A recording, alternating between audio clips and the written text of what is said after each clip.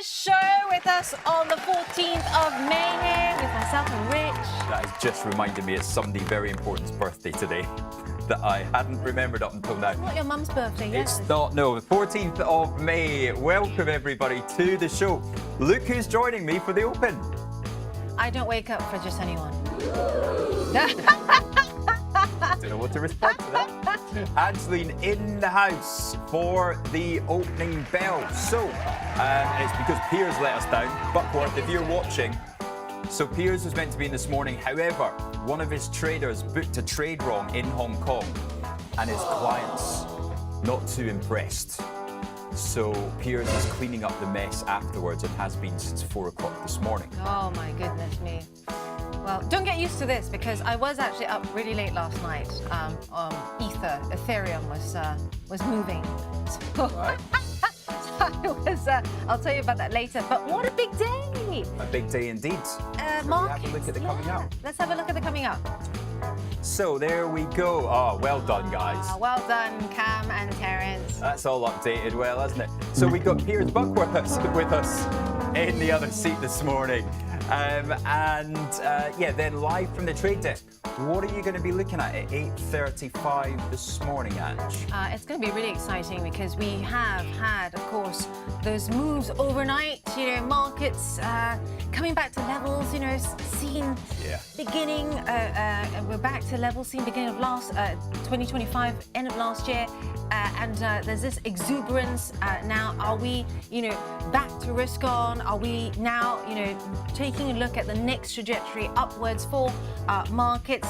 The mega cap tech stocks, looking at that because of course they got pounded in April. Also looking at BBVA because they are looking, according to Expansion, is that how you say it?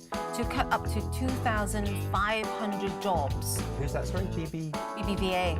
Okay.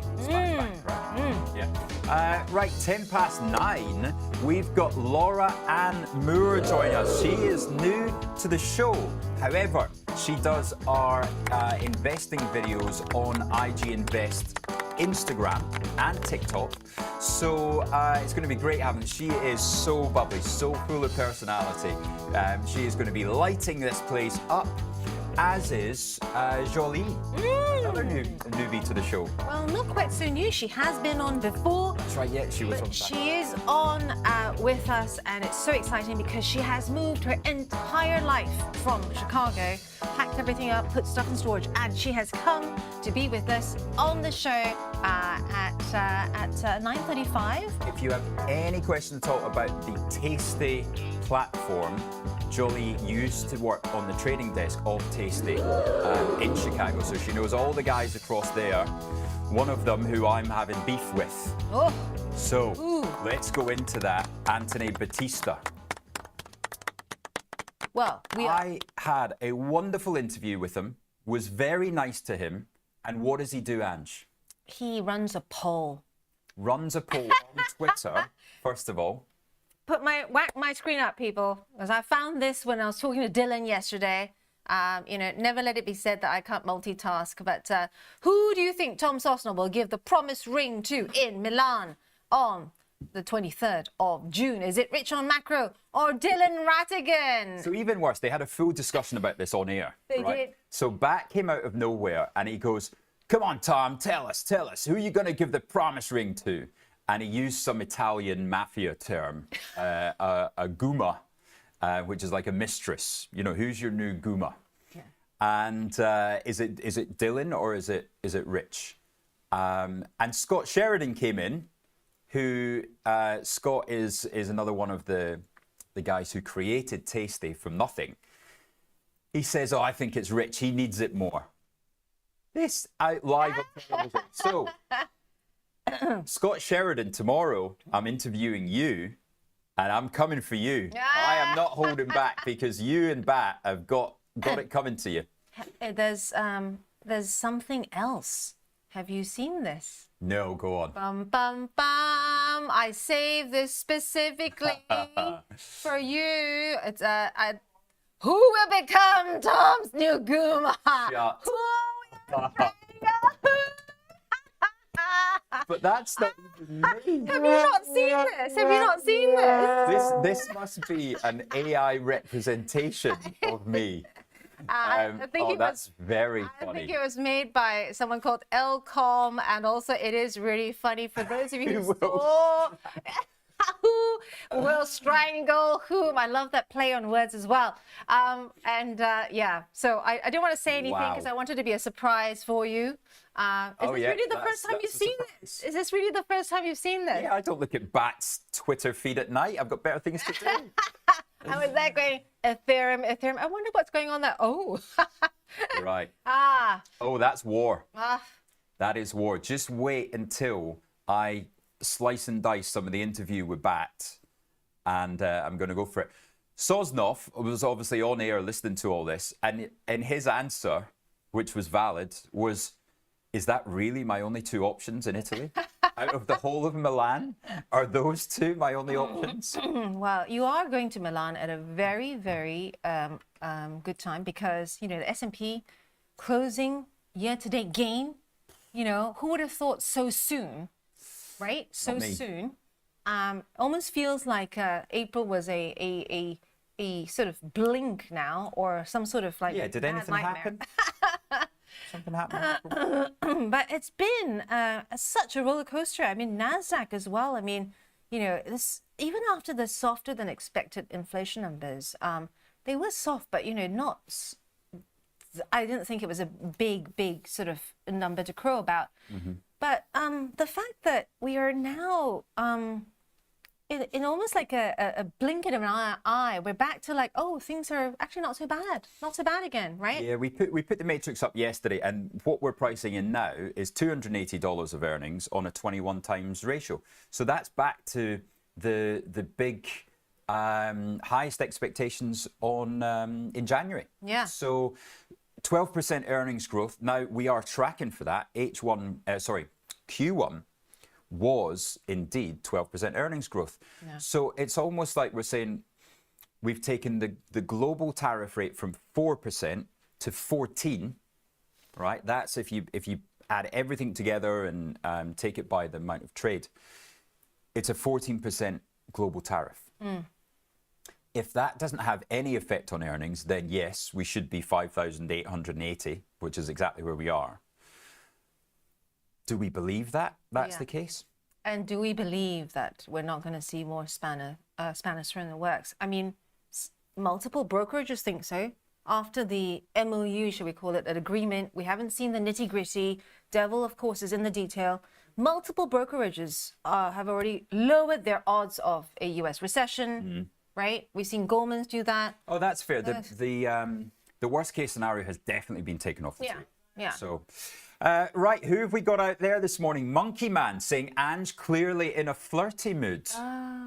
So that's funny because don't get used to it, because I do need my shut eye. Do not get used to this, because and in order to, I'm like that really inefficient but sexy vehicle. Needs a lot of fuel, a lot of sleep. People, give us an example of what. An inefficient but sexy vehicle. What's a big F-150? Yeah, or an old Aston Martin. Oh. You know, yeah. Are you likening yourself to a DB6? Yeah, DB6. Yeah, with grey has to be that grey. Has to be that grey. Cam was just taking aim at me this morning. Oh. Go on. Cam just said, or an old Land. Did you say old Land Rover? Well. That hit me right here. Talking about taking aim. So our chief content director, Sophie Cocker, who is now going to jump up on the train because she'll be watching this on the way in. Sophie Cocker and I were interviewing somebody for a video editor position. So we're looking for a video editor for our YouTube videos. And also going to take the show to a whole new level, because we're going to do a load of stories while we're on air, and take it to the masses, people. But the interviewee said, "Oh yeah, Ange is so funny. Ange she just got so much banter." And Sophie said, "Oh, what episode of the show were you watching?" Oh no! Which one? Was it actually me? It was someone else. Maybe it was another Angeline. Oh. No, Can I ask which one? no, it was just one of the episodes. But clearly he was a big fan. Oh, well, Waka Waka, Steve Davis, Monkey Man, Boise, saying this. Boise's trying to suggest there you've got an anti-aging AI filter on you this morning. Was he talking about your the one by Elcom and Tasty over there? I'm sure there'll be more before Milan comes up. Steve, thank you very much. There is a reason for this attire, and also, Rich is looking. It's very hot. Average. Yeah, it's very hot in here, and we have fans. He's rocking the Mariah Carey fan look here. You can't see, but there's a fan between us. But yeah, we're trying to cool it down over here, especially with the weather warming up. Milan, if you haven't got your tickets yet, I hear they are starting to really reduce in numbers. So please make sure you get your tickets. But also, we've got overnight action, don't we? Yeah, let's just go into that. And the interesting question from Genghis Khan there as well, things I thought I'd never say. But yeah, we'll go into overnight action, and then we'll answer some of your questions.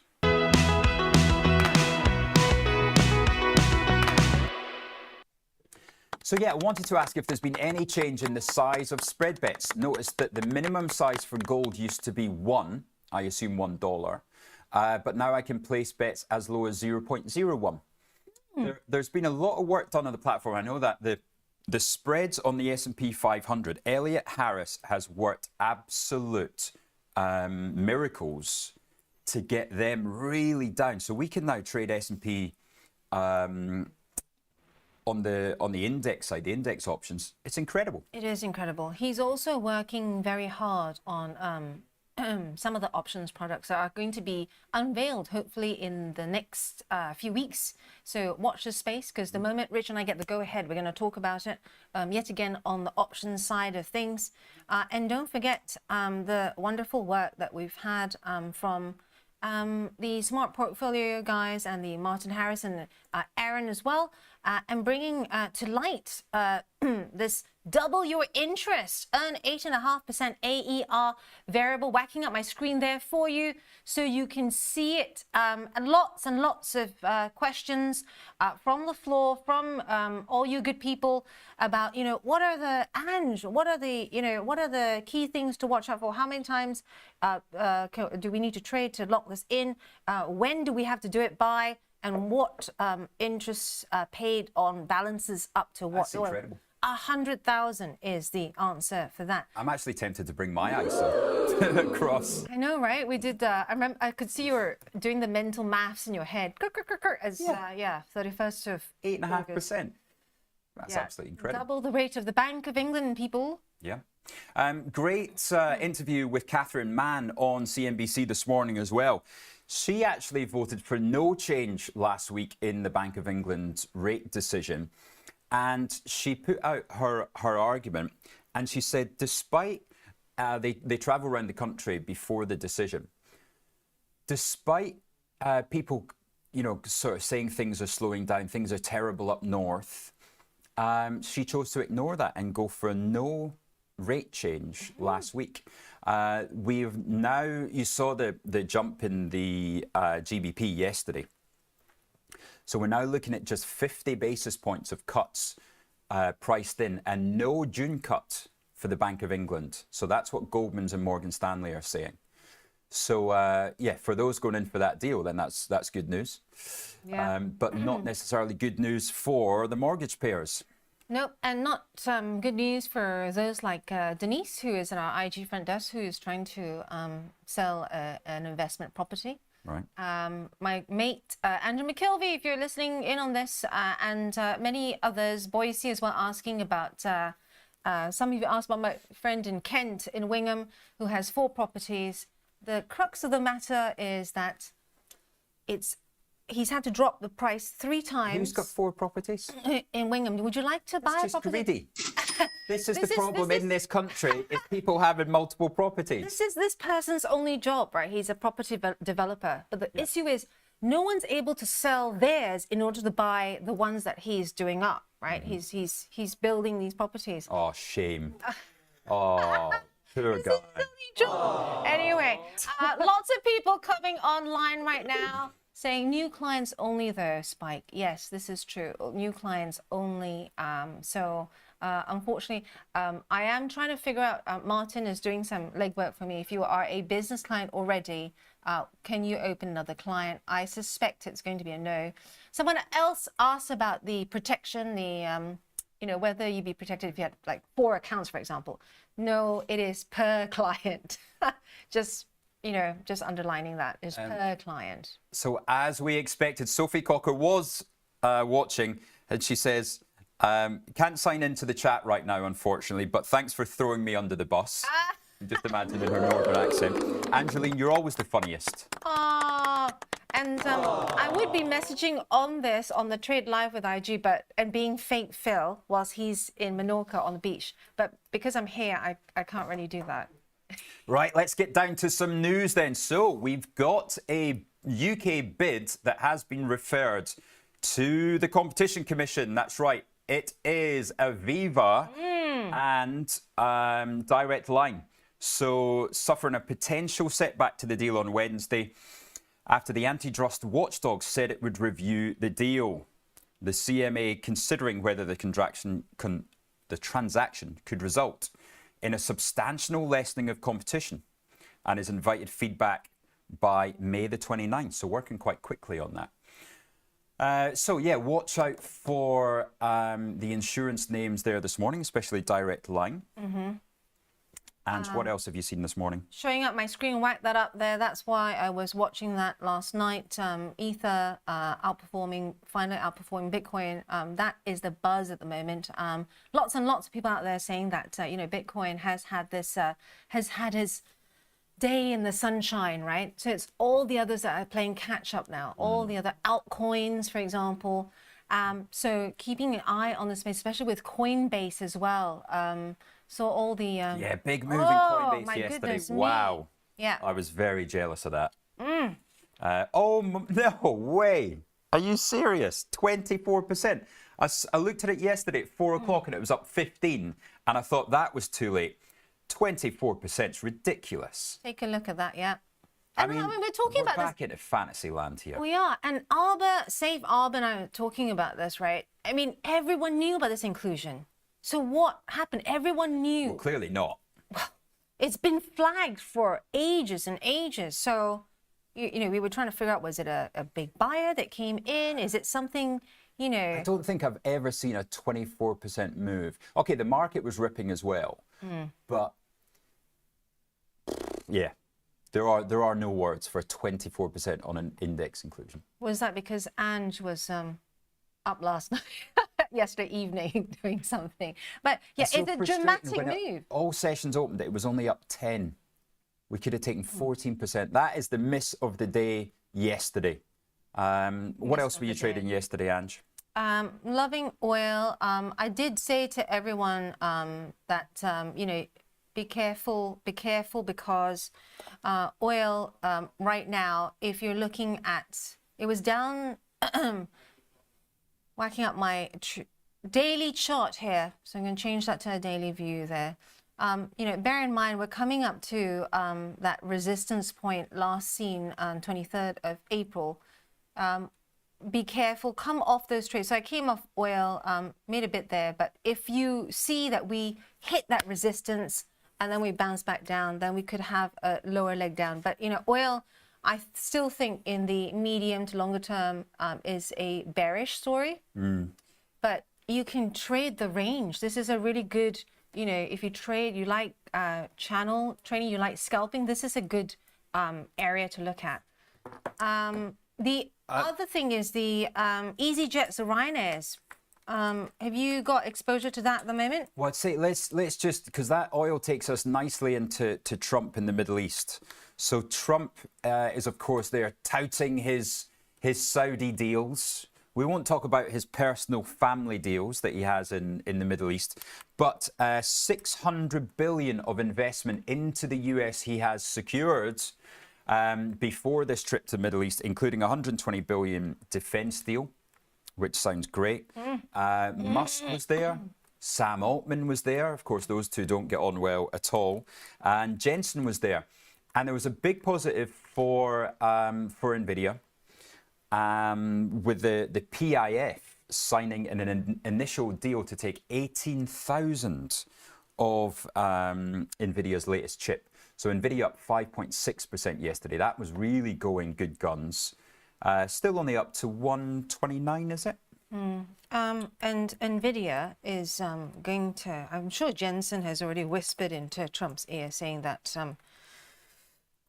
they have to keep selling chips into China, because if they do not keep China hooked onto NVIDIA's superfast chips, they'll start developing their own. Yeah. And then they're going to lose a grip on that market. And that's what Jensen does not want, right? No. Does not want that.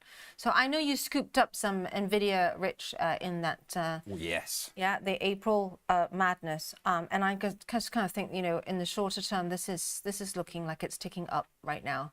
And we're probably heading back towards support at the 140, 146, 153 level if you think you have a, you know, this is a bullish short-term play. I did consider selling it yesterday. So this has helped my ISA to new all-time highs, because it's the first time I've had something really kind of spicy in there. I've got some Nike, I've got some NVIDIA. So have Adidas? No, not in the ISA. They got to be real top quality ideas to go in the ISA. And so that I did consider selling it yesterday, but still only 131.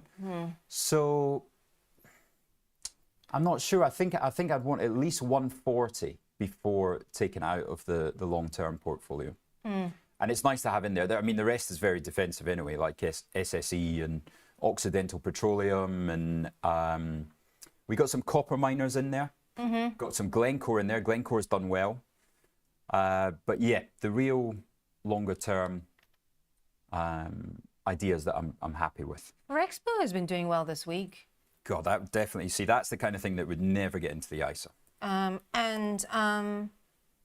mean, you know, this week it's just, you look at that. That was, yeah, oh, sorry, daily. Up to Yeah. Yes, it's just, I mean, this thing's just, it's hard enough to trade it, never mind invest in it. And I think Anglo also had a pretty good week. I mean, let's be honest, the miners were very happy after Monday, right? Today, though, Trumpy meeting Syria's president in Saudi Arabia, and do you expect more deals to come? You know? Of course. I mean, they've got, going into these things, they've always got a load of deals lined up. So as soon as we heard that Jensen was going to be there, we should have known there was going to be a big NVIDIA deal. You know? If you know the lineups for these things, you can kind of predict it, I guess. But the questions, you know, is he going to be at the Putin, Zelensky? Is Putin even going to be there?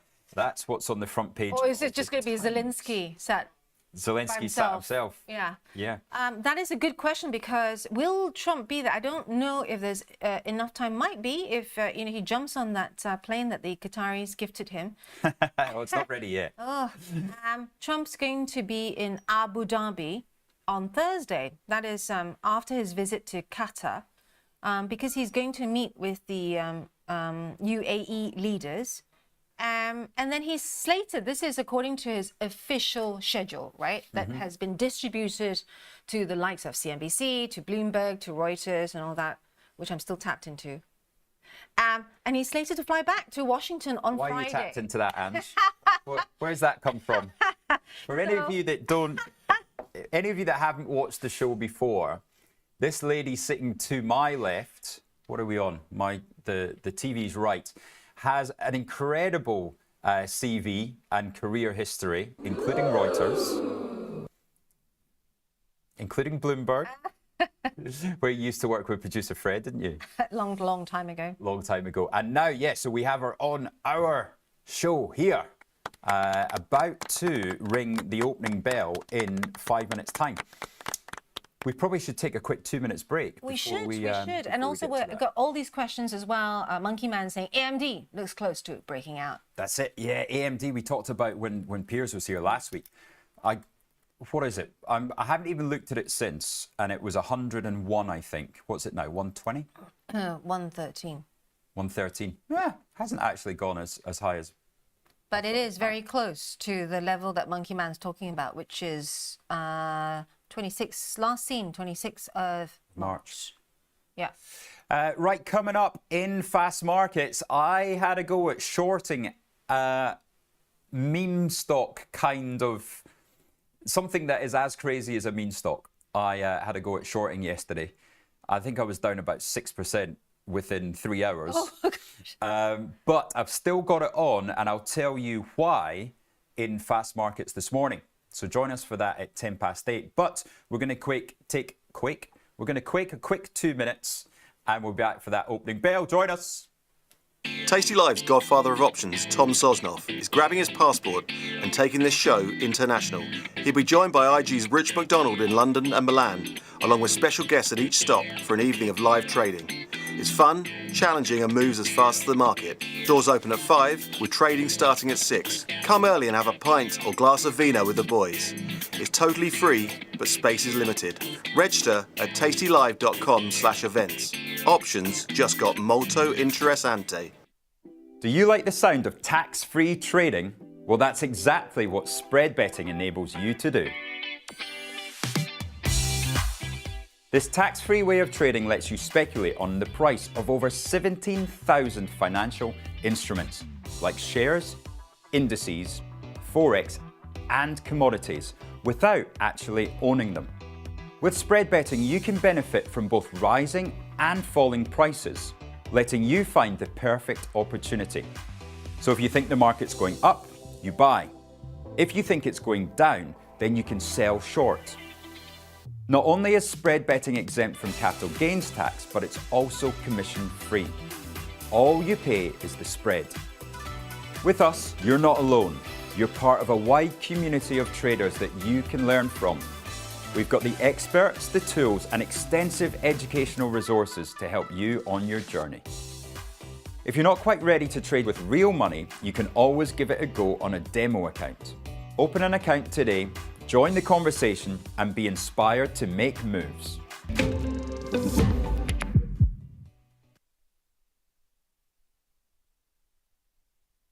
Bring me the next shiny new thing. Bring me the next shiny new thing. Welcome to the exciting world of options trading.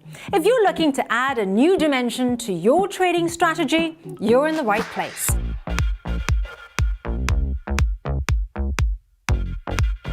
Options trading offers unique benefits that can elevate your investing game. With options, you can protect your portfolio against market downturns, essentially creating an insurance policy for your investments. Now, what sets us apart is our commitment to your success. We provide extensive educational content to help you understand options trading inside and out. And with our 24-hour servicing, support is always just a call away. But that's not all. Options also allow you to generate income from your existing positions. Strategies like covered calls let watch Trade Live with IG weekdays from 7:30 a.m. on our brand new YouTube channel at Trade Live with IG. As well as the live show on our new YouTube, you will find our full beginner's course to trading options, daily YouTube shorts of all the action that happens after the show's finished, and Trade of the Week and Psychology of Markets. And don't forget to hit those like and subscribe buttons for more exclusive trading content.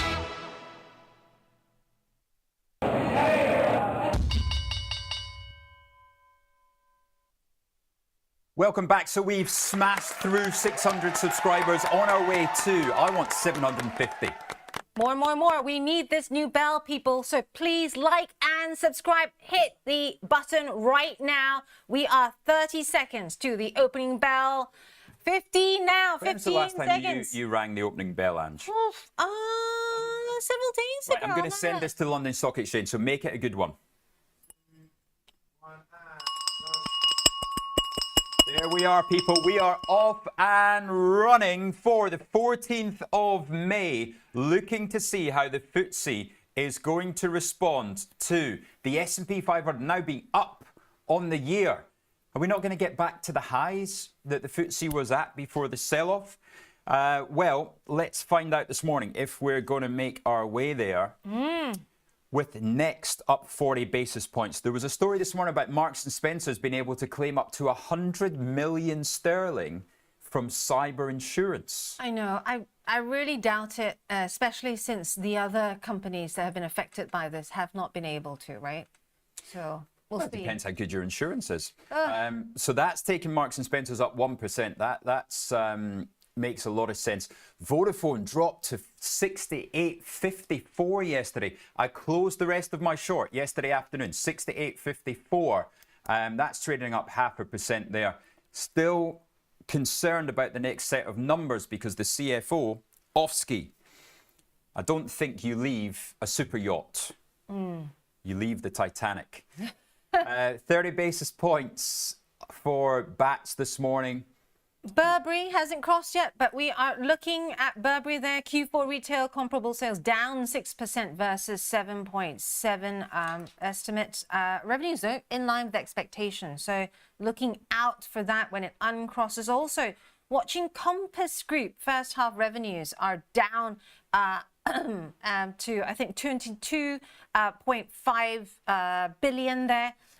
So operating profit also 1.6 million. So Burberry is on the upside. It is in the opening auction uncrossing higher than 5% at this moment in time. So the guys in the gallery are going to watch that for us. You can see, much of a muchness outside. On the down moves, Compass. Yeah, down 4. Going the wrong direction, that one. Yeah. Going south today, down 4%. Flutter down 1.2. Let's take a look at Experian as well, because Experian, we had something this morning about its full year. Experian is down 0.75% there.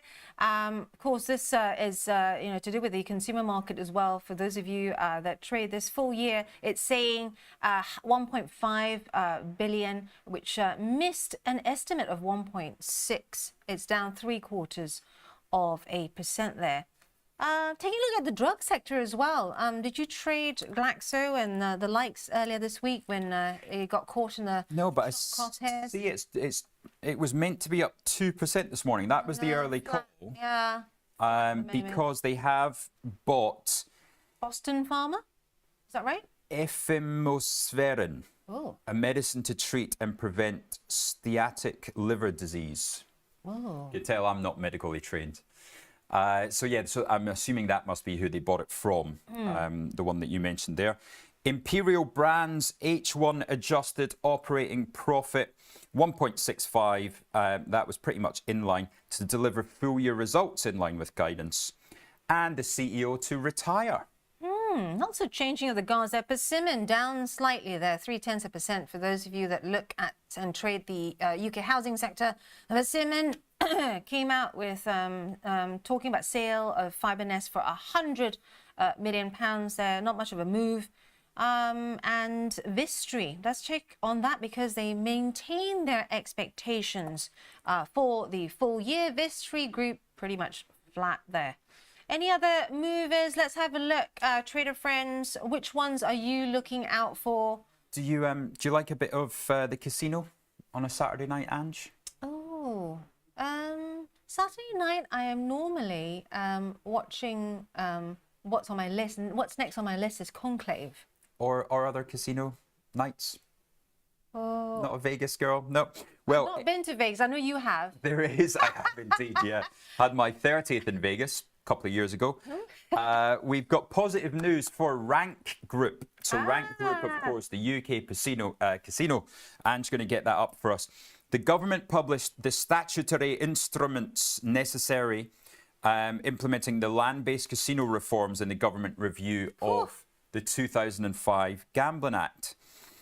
So it looks like they're going to permit the increase in gaming machines and also the opportunity to provide sports betting in casinos. That could be fun. That could be fun. Look at that go. I mean, like it's up almost 8% there. And we know that a lot of the casino type companies in the US, you know, when Trump came to power, it's 2.0, they also got an uplift there. Wow. So Numis are talking about this representing a 20 to 25% uplift in the current full year EBIT forecast.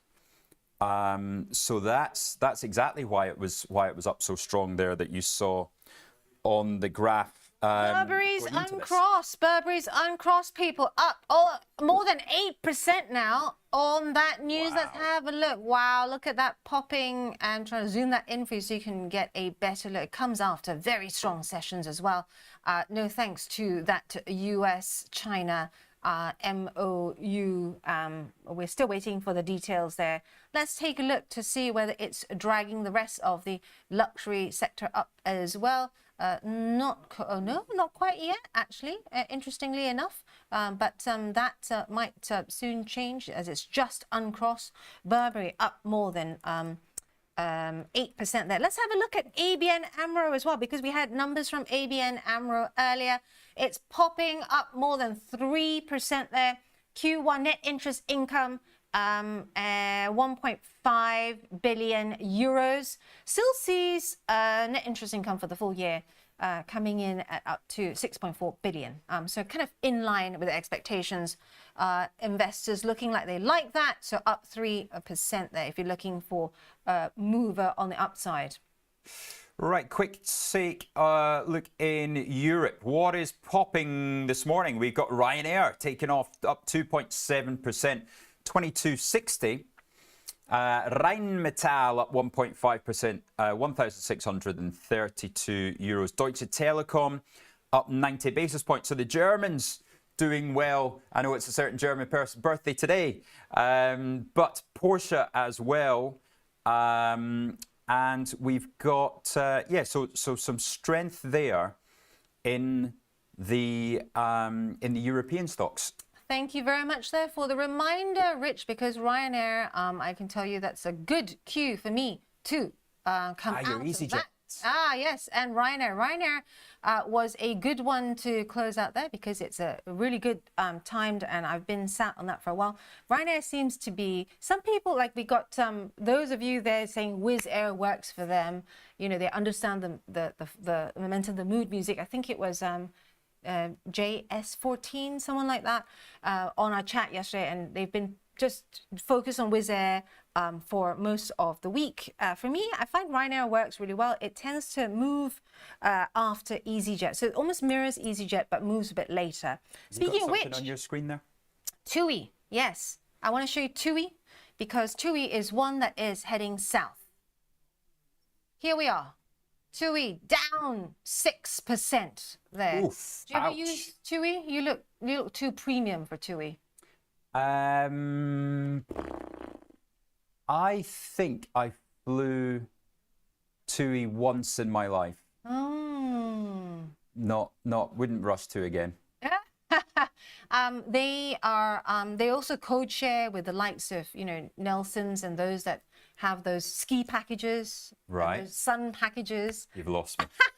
But, you know, they're also seen as, I used TUI during COVID and the lockdowns or post-lockdown, because I kind of thought if I was going to get my money back, then TUI would be the one. But they're down more than 6% because they came up with an underlying EBIT loss of 207 million euros. Did you ever get your money back from the company that was fleecing you for 6 months? That would be Uber. Yeah. So I got it back not via Uber. They maintain, I'm very angry about this. Any of you have been conned by this, please let me know, because Uber One, somehow or another... Sounds like a Star Wars character. Yeah. Uber One, if you see $4.99 on your, it is like Darth Vader. It's like, well, I want to kill Darth Vader. It's like, I was more thinking Obi-Wan. But... Obi-Wan, yeah, Uber One. Uber One Kenobi. Give me back my $4.99 that's been going on for 12 months. 12 months I've been taking $4.99, and they somehow or another, I called up Uber and they said, no, ma'am, you would have, maybe it's happened to many people, ma'am, somewhere in, I don't know, Philippines. Yeah. India, and you might have accidentally swiped and accepted this premium thing, which gives you, they said, gives you amazing offers. You get cheaper Uber delivery, cheaper Uber Eats. Cheaper. I'm like, have you looked at my account? I not only don't use you very much, but I only use you for transport. So I got some of my money back through John Lewis because I paid using Nice. my John Lewis credit card.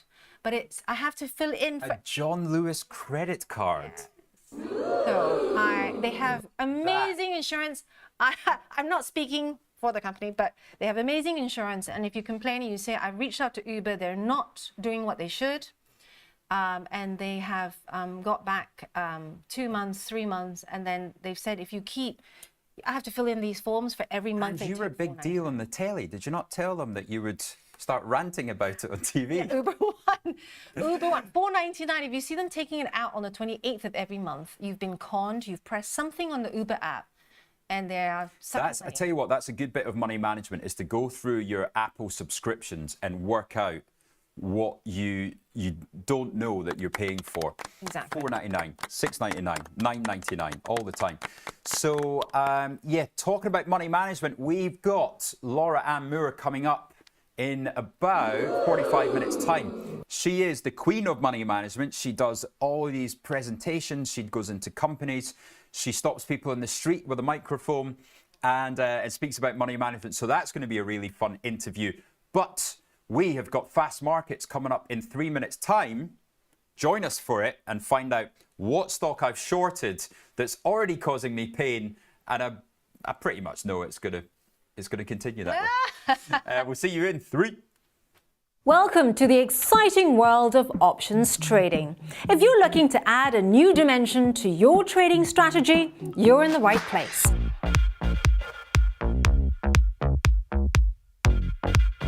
Options trading offers unique benefits that can elevate your investing game. With options, you can protect your portfolio against market downturns, essentially creating an insurance policy for your investments. Now, what sets us apart is our commitment to your success. We provide extensive educational content to help you understand options trading inside and out. And with our 24-hour servicing, support is always just a call away. But that's not all. Options also allow you to generate income from your existing positions. Strategies like covered calls let you profit even when your stocks aren't making big moves. Options also shine when the market isn't following a clear direction, whether prices are rising, falling, or staying flat. There's always an option strategy you can use to potentially benefit. Now, we offer 2 ways to trade options: listed options for US shares, ETFs and futures, and over-the-counter options through spread bets and CFDs. Both types give you the ability to take various market positions. So, ready to explore the potential of options trading? Well, open an account today and take your first steps into this dynamic market. Remember, while options trading can be rewarding, it comes with risks. Always trade within your means and never risk more than you can afford to lose.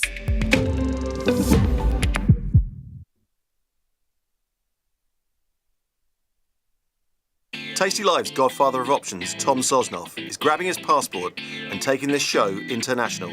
He'll be joined by IG's Rich McDonald in London and Milan, along with special guests at each stop for an evening of live trading. It's fun, challenging and moves as fast as the market. Doors open at 5, with trading starting at 6. Come early and have a pint or glass of vino with the boys. It's totally free, but space is limited. Register at tastylive.com/events. Options just got molto interessante.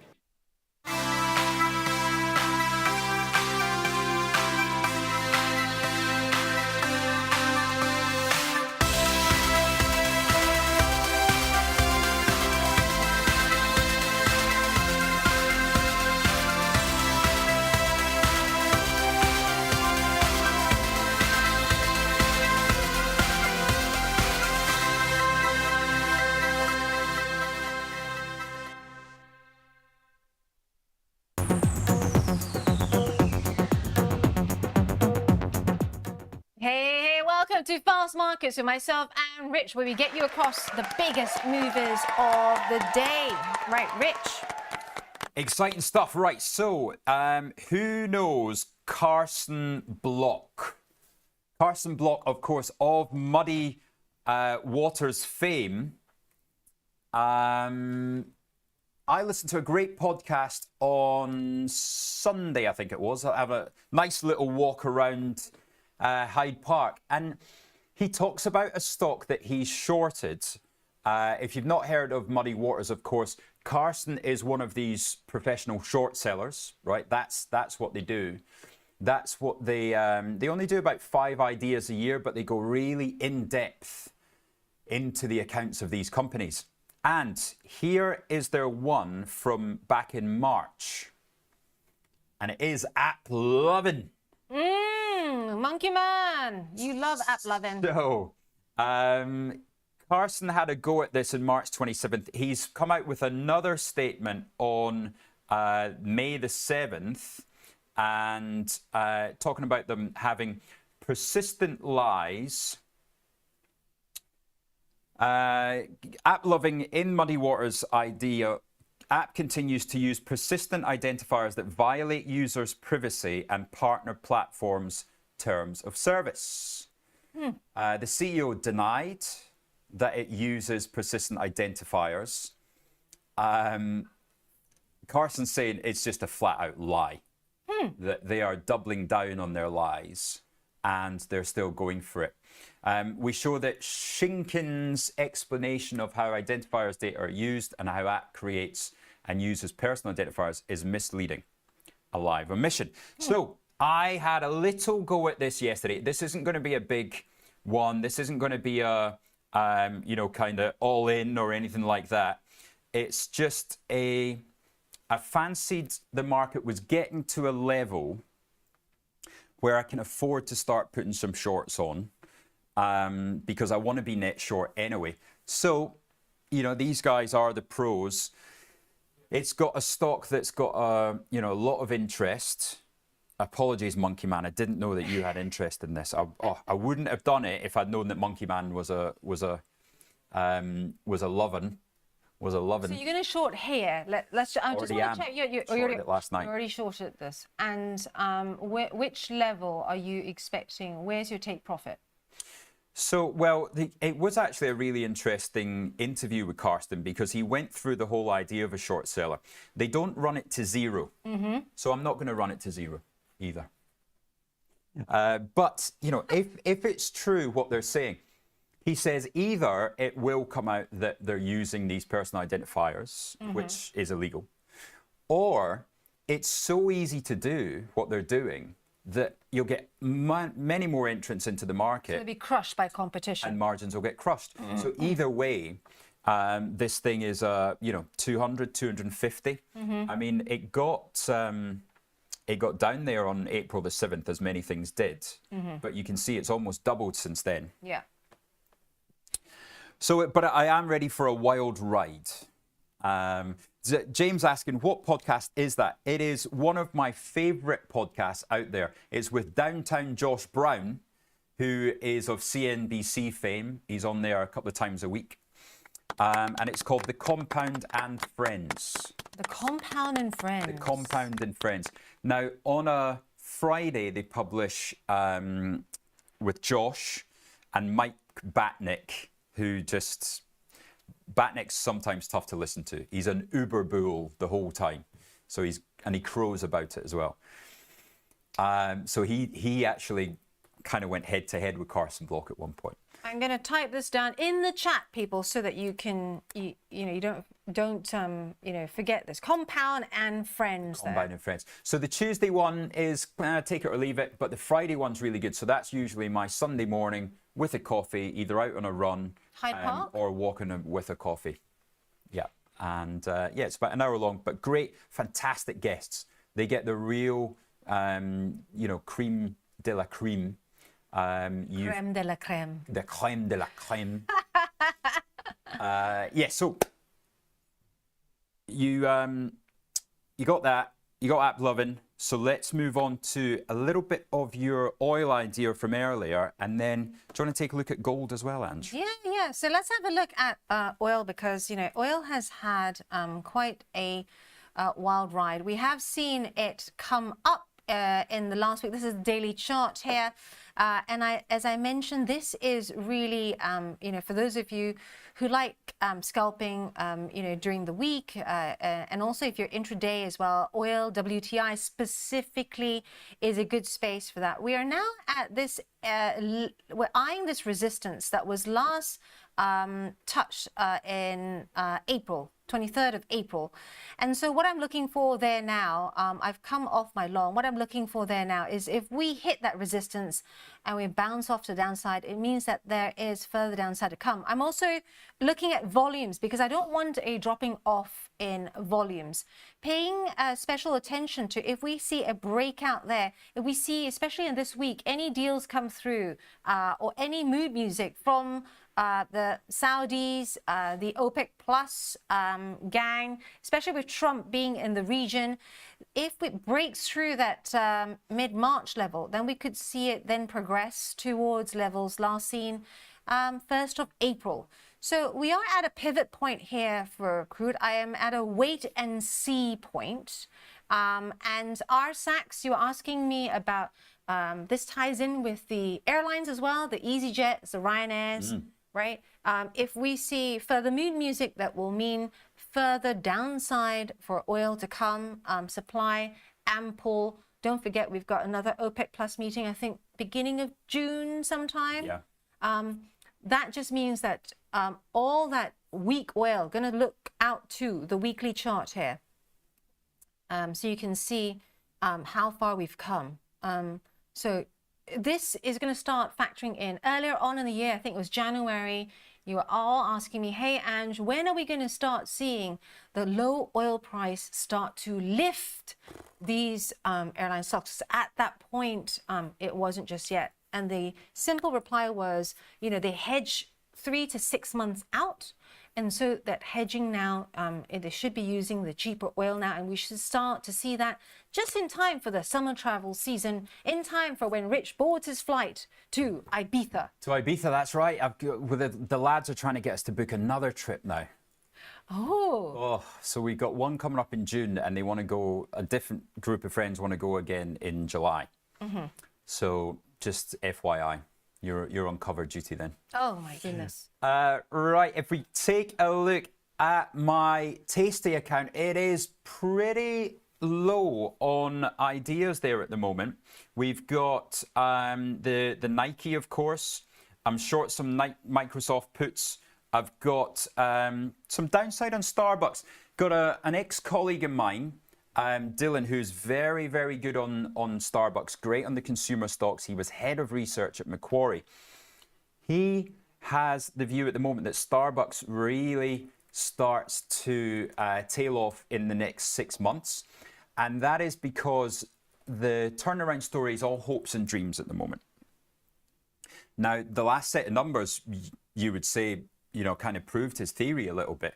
So I've actually got some real long-term go on, tell me. I love a Starbucks trade. Yeah, this goes down. This goes out to March of next year.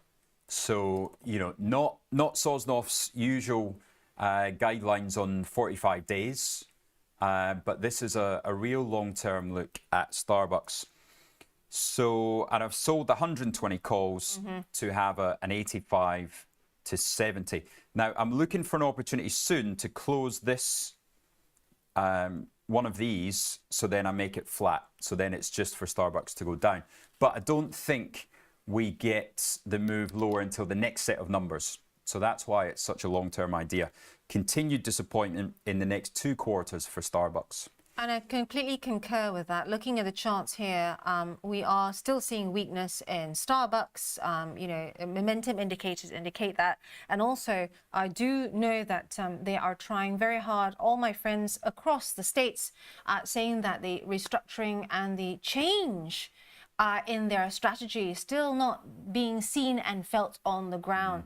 They've gone from that wonderful barista, everyone knows your name, you get like that wonderful service, comfy sofas, and then they went to this shocking, absolute shocking, no human, order everything by app. I hate it. I know, and in the States it's worse. Not only do they have this non-human thing, You got to pay a tip. You pay not so much a tip, but they print out your name, so they don't even lift a marker, and they don't even write your name. They don't even ask you what. Yeah, and they print it out at the end, and someone sticks on the label, and they leave it on the counter. Or waste of paper.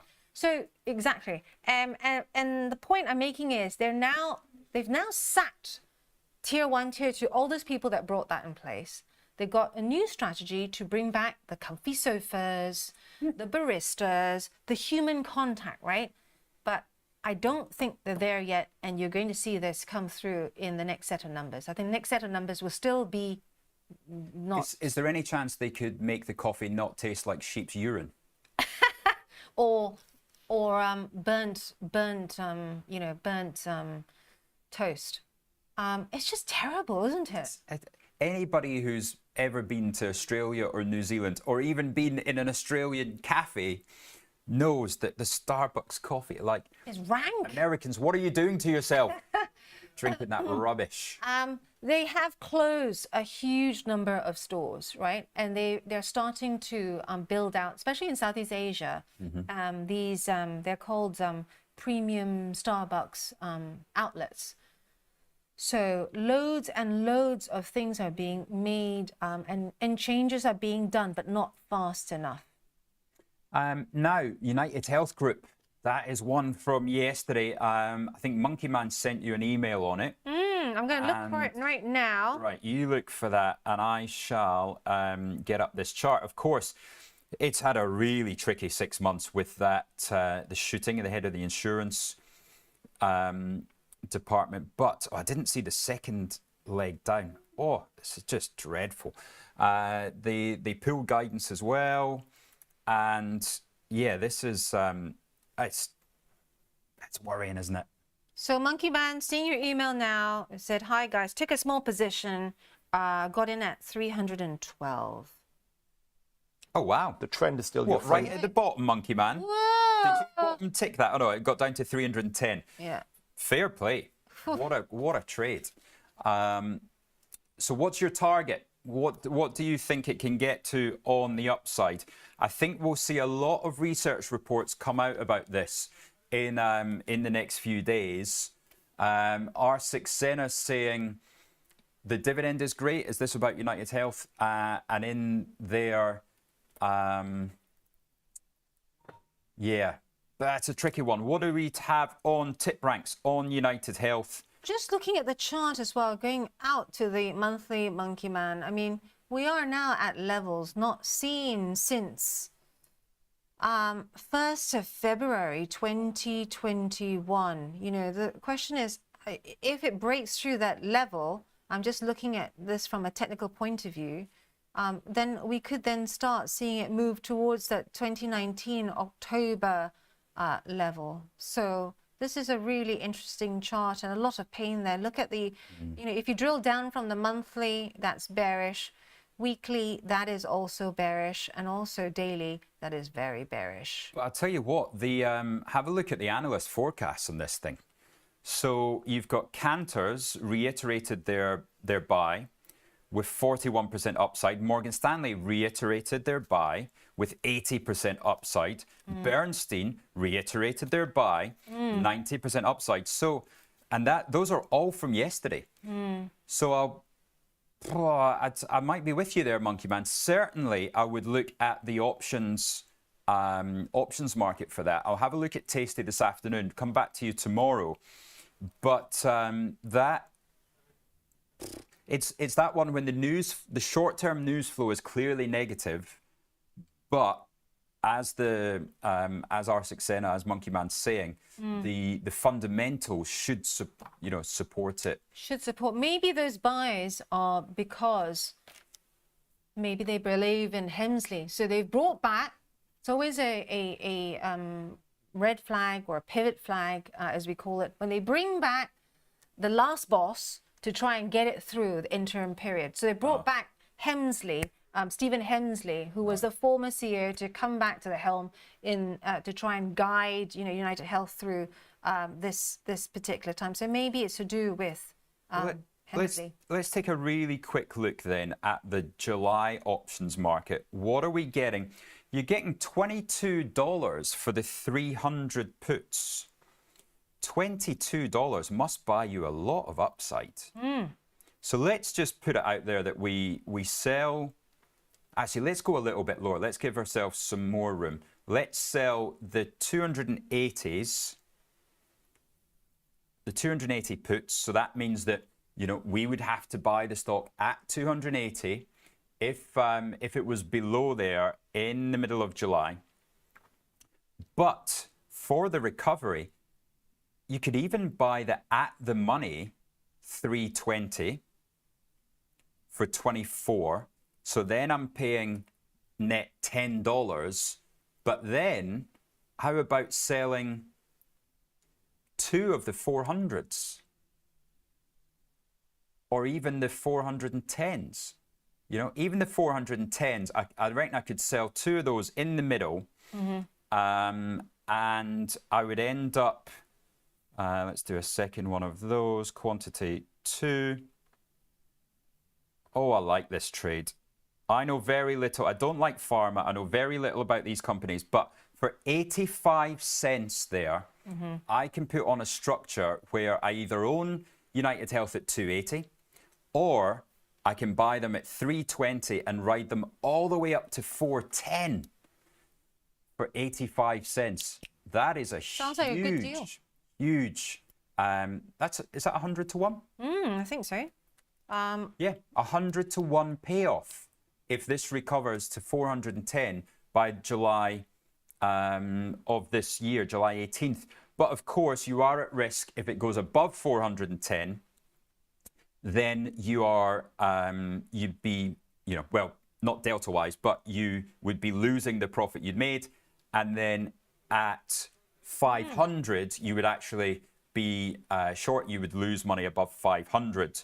So let's have a quick look at the chart and see. Yeah, so that would be back to where it was April. So there is a little bit of a risk there. Maybe I take the up to 330 and then take the higher leg up to, you know, 440, something like that. Just be careful, though, in terms of the estimated cost for new Medicare Advantage patients, right? So you have this as a potential headwind as well. More than half of all Medicare participants have already enrolled. We've got insurers receiving higher payments. We've heard Trump and the people behind Doge as well saying that the whole United Health and also the medical system in the US is inefficient. And requires a lot of restructuring. I think it was Buffett that once said that you know, the medical costs of the US is, I think he described it as a tapeworm of the US economic competitiveness. Andrew McKelvey's saying also beware the upcoming trial. So there we go. So there's another thing to be very careful about on the risk front. Right at 8:33, let's take another check on Burberry, up 9%. You like a bit of Burberry check, don't you, Ange? I do, and I love the fact that you know, it's just really had this crazy recovery. We talked about this. This is not one I own because you teased me about being Burberry, and I unwound that late last year. Also because it's the lower end of the luxury spectrum. But look at this. This is a very strong chart here. This is daily chart, and we've seen 1, 2, 3, 4, 5, 6 green candles there, and maybe this is doing its equivalent of the Nike swoosh, you know. I'm not sure what you would call that. But I do hear ESAR in the background. So I think it's about time for some trading psychology. Yeah, and stay with us with that. We'll also answer all your questions. Amazing chat on the comms. Do hit the like and subscribe button. Our Sachs and some of the people earlier saying that, yes, there is a lawsuit, including yours, Ange, against Uber. Yes, there is one indeed. And I have talked about it on my Twitter site as well. Yeah, I'm very angry about that still. Monkey, yeah, Angry Ange, yeah, Angreline. Angreline. R. Sachs and Andrew McKilvey, we already talked about United Health. Any other questions, especially for Issar, post them right here because we'll be back with Issar after this. Watch Trade Live with IG weekdays from 7:30 a.m. on our brand new YouTube channel at Trade Live with IG. As well as the live show on our new YouTube, you will find our full beginner's course to trading options, daily YouTube shorts of all the action that happens after the show's finished, and Trade of the Week and Psychology of Markets. And don't forget to hit those like and subscribe buttons for more exclusive trading content. There are certain things in our daily lives that everyone has a view on, like your favourite clothing brands, supermarkets, or even which airlines to fly with. Maybe you're loyal to EasyJet and you think British Airways seats are too expensive. Or you'll never shop at Tesco's again because Marks & Spencer's food offering has won you over. Now, what if you could use these views to try and spot opportunities in the markets? Let's talk about pair trading. It's a way to trade that focuses on the share price relationship between two similar stocks rather than taking a view on the market as a whole. Here's how it works. Take Nike and Adidas, for example. Now, some people think that Nike has gone out of fashion recently, but maybe you believe in a brand recovery over the medium term. On the other hand, Adidas Samba and Spezial shoes have been incredibly popular recently. But have sales peaked with this trend? As a trader, you could go long on Nike, expecting its share price to rebound over the coming months. Also, alongside that, you could go short on Adidas, expecting it to cool off after its big run in the last 12 months. It all depends on how you would like to express your own personal view on two companies. But keep in mind how quickly trends can shift. Remember when Under Armour rose to popularity fast, along with its share price. But then they spent most of their profits on celebrity partnerships and their share price performance flopped. Now, this doesn't just apply to clothing brands. Think of Tesco's and Sainsbury's in the supermarket space. Two companies that often move together. Now, if one outperforms the other unexpectedly, pair trading could let you capitalize on what could be a short-term difference. Because the beauty of pair trading is that it's market neutral. If the whole market drops, as long as the gap between your chosen pair narrows, you could still see an opportunity. But don't forget, always research why prices are diverging so you're not caught out by unexpected trends or their financial results. Do you want to give pair trading a try? Start simple. Test it out on a demo account first. It's a great way to learn the strategy without taking on real risk. And on IG's platform, you can explore similar trades easily with access to the tools that you need and further education on the IG Academy.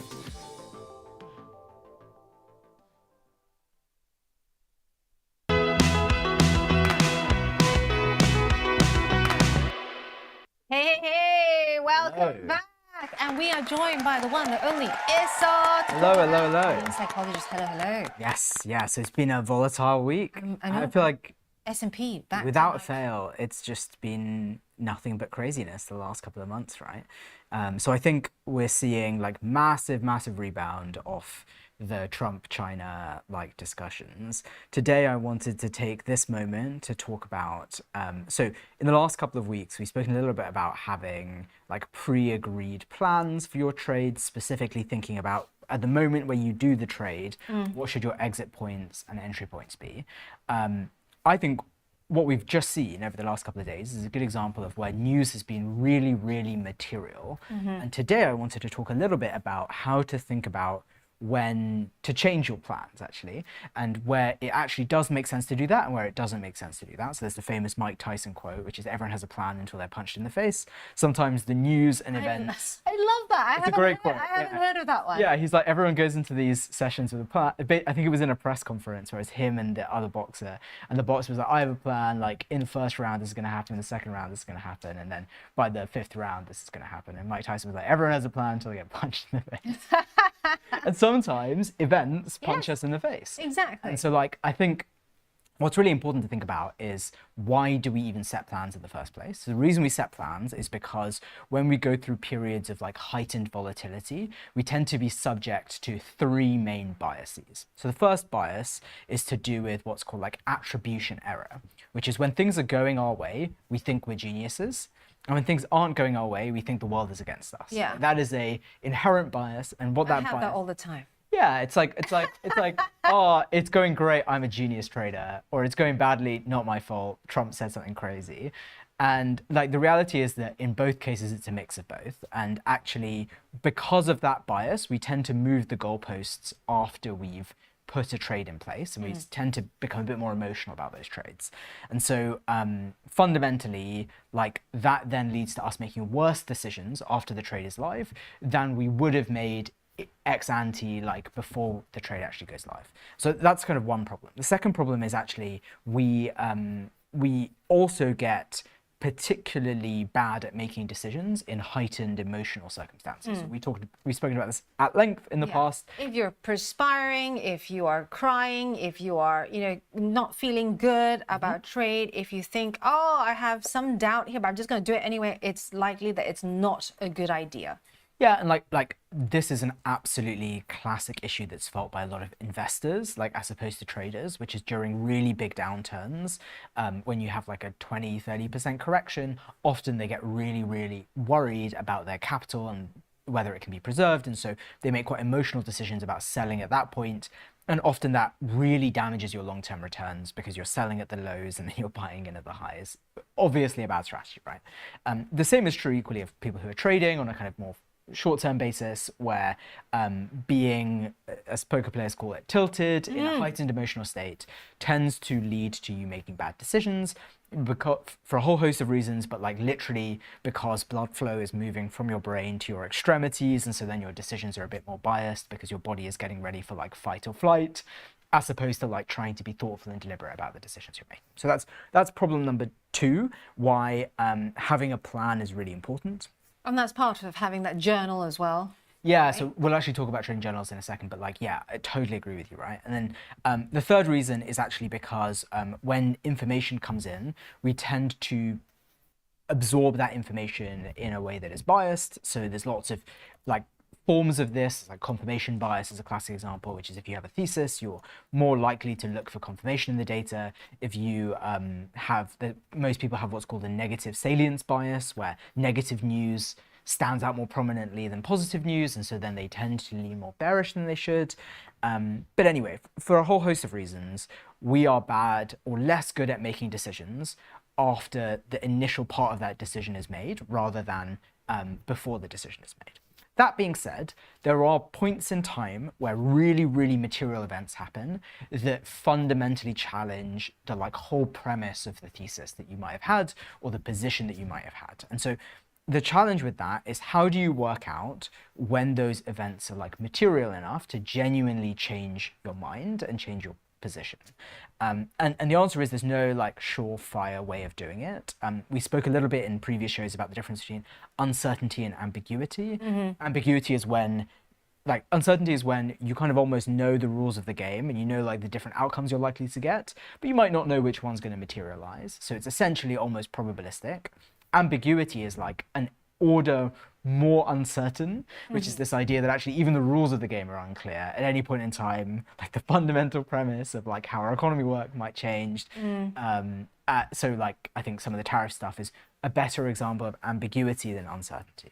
That being said, for the last couple of weeks, we've known that China and the US were in this trade dispute. Yeah, and we're going to talk. Yeah, and we knew they were going to talk, and we knew even like last week that they were going to talk specifically in Geneva over the weekend. And so like this was a good example to me of where actually what we're seeing was an example of uncertainty and not ambiguity. But we knew they were going to talk, and so the question was, what is the probability conditional on them talking that there's going to be a deal or a pause or something? And so if you were opening trades last week, you should have done, or it would have been really helpful to do a kind of what if scenario analysis. And so one thing you can do to try and make your plans more resilient, and this is something we spoke a little bit about last week actually, is at the point in time where you're making your trade, you write down some hypothetical scenarios that would challenge the basis of the trade that you think are kind of reasonably likely. And by reasonably likely, like my good rule of thumb is you think there's more than a 20% chance of something happening. And like there shouldn't be that many things where there's a 20% chance of happening. By definition, there shouldn't be more than 5, but normally there's not more than 2 or 3. And like I think Trump maybe cutting some sort of deal with China was probably high on that list. And actually we know that if you have a what if scenario, that actually leads to better decisions in events that materialize kind of in line with those what if scenarios. But we actually also know that having a understanding of what's called sensitivity analysis, like what happens if blah happens, gives you a better response even when other events happen. Exactly, and you already have it written down. So you go, okay, wait, is it box A, B, or C? Yeah. Right, and you can react there. Just asking the chat, do you guys do the scenario? Sometimes this is like the so this is what I do. Yeah, this is like the sequel scenario. Then I put exit, entry, change. exit, and then at the bottom I have change mine if. Right. A question as well here from Jugger. Good morning to you. I think Jugger, are you in Germany? Correct me if I'm wrong. James Niels, good morning to you as well. Jugger asking, why do I keep positions until max pain is reached? Yeah. Close them only to see them turn around minutes later. Yeah. Please focus on the value of pain since I tend to wait too long to react. No, but this pain is real, right? We've all been there. We've spoken a lot in the past about something called prospect theory, which is this idea that losses weigh more heavily than gains. And actually marginal losses continue to feel more and more painful until you hit what's typically called like a sensitivity threshold, at which point you start to become a bit more dulled to the losses. So if you imagine the amount of pain you're feeling as your losses increase, it basically increases, then it starts to kind of plateau, and then it starts to kind of actually just basically be flat. And at some point, like if a position is down 70% versus 80%, the marginal difference is pretty minimal. But what's really tough is that point of like maximum pain, exactly like he's talking about. And I think the reality is like, it's really important to know yourself. It's important to think about whether before you get into the trade itself, are there like de-risking points rather than just exit points. So speaking of de-risking, this is something Jugger that I do. So I leg in if I have more conviction on the trade. For me, it just means that it's easier to unwind. Obviously, volatility hits the roof. It's just a straight out, which you can do in one click on the platform on desktop. yeah. But that makes it easier for me to stay less long in the valley of pain. For sure. And I think actually one of the things that's happening probably here is that actually those instances then feel even more painful when the stock goes up, because actually if we think about losses, you're making one actual realized loss when you sell the position, and then you're making a second hypothetical loss that you didn't get the gains that would have brought you maybe back to even or even back to a lower loss. And so then actually you're like doubling the emotional losses. And so then when we're thinking back to those moments, they feel doubly painful. And actually one of the things that's really interesting is actually, I suspect this doesn't happen that often, but in terms of memory and in terms of salience, these moments like burn very brightly in your memory because they're so emotional. And we know that emotions and sentiment really impacts your recollection of events. And so stuff like that would really, really feel resonant, and you're likely to remember it years later. Is that why earlier this year you said, and my new resolution is to have amnesia? Yeah, that was my my New Year's resolution for this year, was to trade more like I had amnesia. Because I think if you can be a bit more detached from some of the decisions, you can just make better decisions. Yeah, totally. So we were talking a bit about kind of the reality of changing your mind. So I think one of the things to do, like I said, is to try and do some of that sensitivity analysis before you even open the trade. That's in an ideal world, but often there are events that are unpredictable, those ambiguous events that we spoke about. And in those cases, you really have to ask yourself a question, which is, they burn brightly in my portfolio. I think they burn brightly everywhere. So I think I think the reality is like sometimes you just haven't done that, and you haven't had time to do that, or events were just like not foreseeable. Yeah. And so I think when you're then dealing with events, there's a couple of things that are really important. Number one is you have to ask yourself, is this event something that persistently has changed the like fundamental basis of how the trade is done? And that's where it's really helpful if you've already written a trading journal to explain what your thesis is. So like, let's say, for example, I've made a trade because I think inflation is gonna like be heightened, especially because of the immediate impact of the tariffs. And then CPI comes out yesterday and it's cool. I'm sorry, if I look at that trade in my trading journal and I'm seeing the data like directly contradict it, I think I have to really think about, does this trade make sense anymore? Yeah. Even if the trade is up, or even if the trade is only down a little bit. And so trying to hold yourself honestly to what the reason for making the trade was, even if it's a trade, for example, on technical levels, like you might want to reassess those technical levels given kind of where you are today. If it's a more of an investment thesis, if the thesis is like, I have bought this stock to hold for 20 years because I mean, I'll take a very simple example. Let's say I've bought Google because I think it's undervalued, and I think in particular Waymo, just its autonomous car division, is going to be worth, I don't know, like $1 trillion. Like I'm just making this up, right? Oh, okay. I was going to say, is this the ISA portfolio? No, but I think Google right now is trading relative to other tech companies at a reasonable multiple. There's like fundamental stories we might care about. I think it's not done quite as well in its search revenue. It's under lots of monopoly pressure. But let's say for whatever reason you've decided that the long-term view is strong, and then you've seen this like massive rocket up in prices because of the trade tariffs. Should you take off your position? No, because when you're looking at your journal and journal says, I think it's going to be worth more in 2040 for these reasons, then you like really have to like look at that and then look at the event and like, does this event have anything to do with the reason I opened this trade? And if the answer is yes, then you should be listening to the data and listening to the facts. But if it doesn't, then you shouldn't let necessarily the heightened emotions like necessarily mean, oh, I'm going to trim this winner because I'm already up 10%. Yeah, totally. So you're basically compartmentalizing, right? I think it's having a really clear understanding of the why you've opened a position. Yeah. It's like really critical, and a trade journal is a great way of doing that. Jugger also saying about an example there. S&P 500 yesterday, Jugger says, was an example. Since it went up and up and up, all indicators said overbought should turn, but didn't, and I stayed far too long. So, you know, that's a really good example there. Talking about burning bright in portfolio, one instance that still burns bright in my mind is Northern Rock. Remember when that happened? Yeah. And I was in a trade, and the all the apps basically refused to take orders. Yeah. melted down. I mean, that is, I think the other thing was is like, awful. I think this highlights two things. It highlights, number one, the importance, actually, as Eric says in the chat, which is to think about, if you are going to be short-term trading, thinking about your stops so that you can almost take some of the emotion out of these decisions and just lead to it being essentially automated. So I think that's really important. And then the second thing that's really important is to think about position size, because while a lot of those events are unlikely, something like a Northern Rock style example can happen, and like you don't want to be overly exposed because too much of your portfolio is in any single name. It's why a lot of people like to trade S&P 500 and a lot of your index names, because just it already contains a degree more hedging than some of the single stock names. And ETFs as well, you have that at your disposal here. ETFs are, alluding to what Issa was saying. Gavin Acker's saying, I don't do the change mine. If it's a good idea, I will look at adding it to test it out. And don't forget, that's a good point Gavin Ackers has just made.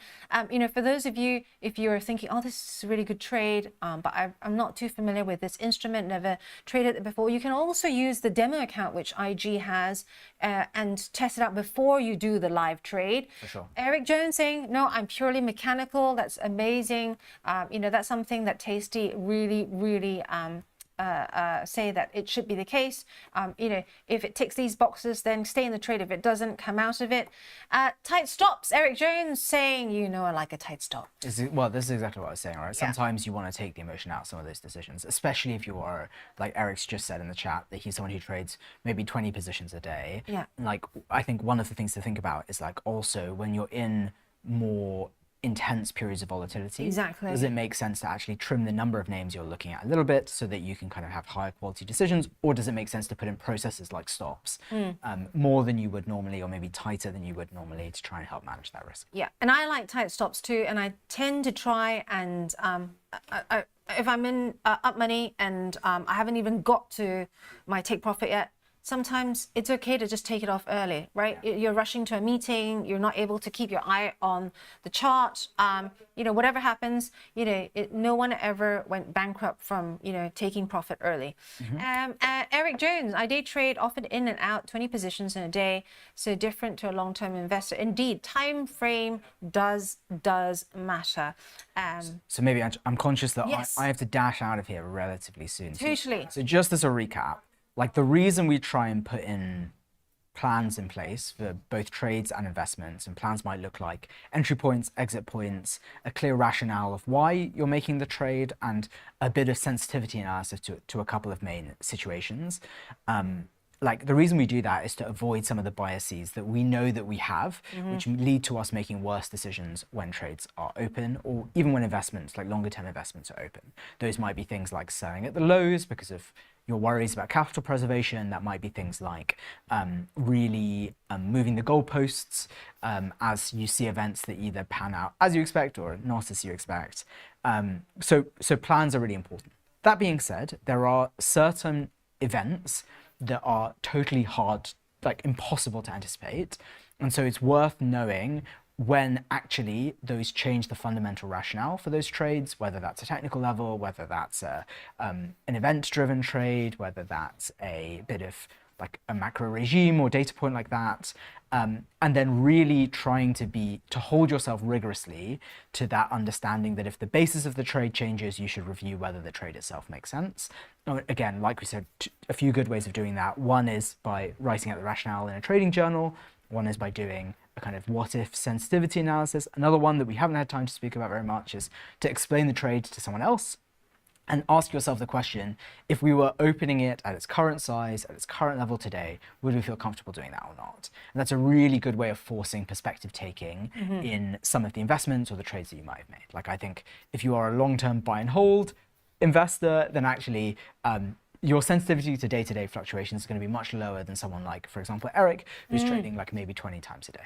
Yeah, totally. Thank you so much for coming on with it, Issa. If you like this segment, please like and subscribe. And thank you so much, Issa, for helping us take the emotion out of trading to help us become better traders. Well, we're emotional animals, and so it's just worth trying to be aware. Animals indeed. Yeah, it's just worth trying to be aware and trying to make decisions like in that reality, right? Right, stay with us. We have Laura and Rich coming up next, so stay right there. If you're looking for flexible ways to trade financial markets, whether you're experienced or new to trading, you've come to the right place. CFDs let you speculate on the price of financial instruments like shares, indices, forex, and commodities without actually owning them. You can benefit from both rising and falling prices across 17,000 markets, letting you find the perfect opportunity. So if you think the market's going up, you buy. If you think it's going to go down, you sell. When trading CFDs, you're trading on leverage. Now, leverage lets you trade bigger positions with less money up front. So this increases your profits on your trades, but also remember your losses are also amplified. So be sure to manage your risk. With us, you're not alone.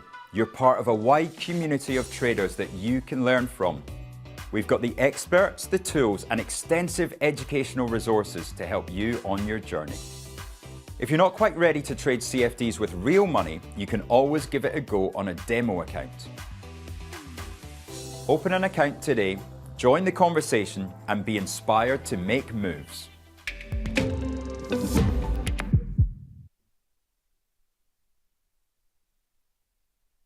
Watch Trade Live with IG weekdays from 7:30 a.m. on our brand new YouTube channel at Trade Live with IG. As well as the live show on our new YouTube, you will find our full beginner's course to trading options, daily YouTube shorts of all the action that happens after the show is finished, and Trade of the Week and Psychology of Markets. And don't forget to hit those like and subscribe buttons for more exclusive trading content. Bring me the next shiny new thing. Bring me the next shiny new thing.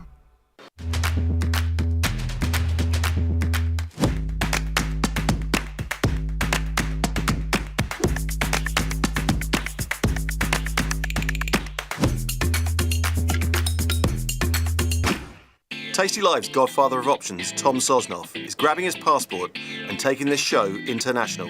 He'll be joined by... Tell me when. Right, everybody. So welcome back. This is Laura Ann Moore, the one, the only. Top of the morning to you. Top of the morning to you. So we've thrown you right in at the deep end, right on the all sessions open. So how about we jump into that first, and then we'll give you a proper introduction. You're going to make people very happy, because what's at the top of the leaderboard there, as the biggest riser? United Health Group, right at United 2.9. Health Group. Oh, it's changing. It's changing a lot. 3.0. Oh, it's changed again. Basically 3%. So exactly what we were talking about. Monkey Man has nailed it. Monkey Man in at 312. He bought shares at $312 yesterday, and they're already 320. Nvidia having a strong morning as well. So we got up 1.8% there. Anything else jump out to you? Tesla, not to say it, but it looks like it's doing some things. Wow, but up at $340 there already, up 1.8%. So yeah, the big rallies continue. I think, do you know how much has been put on to the Mag 7 stocks in just 2 days? Go on. Over $1 trillion of market cap.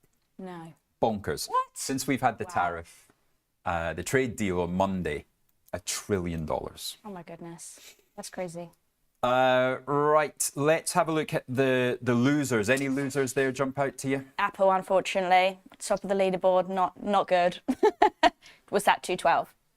$212 exactly. $212. What kind of phone have you got yourself? Apple. Yeah. I've got 2 Apple phones and an Apple Mac. I haven't got the watch though. That's something else. So I'm a total sucker for it all. I've got mine's the Whoop. No, Apple is unfortunately, and Microsoft. Not doing. So well done, Monkey Man, on that trade into United Health. So let's take a step back.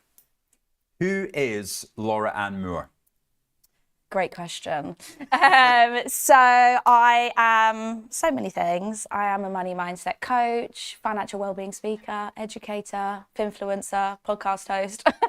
So many things that I do, but all in the name of your relationship with money and building wealth.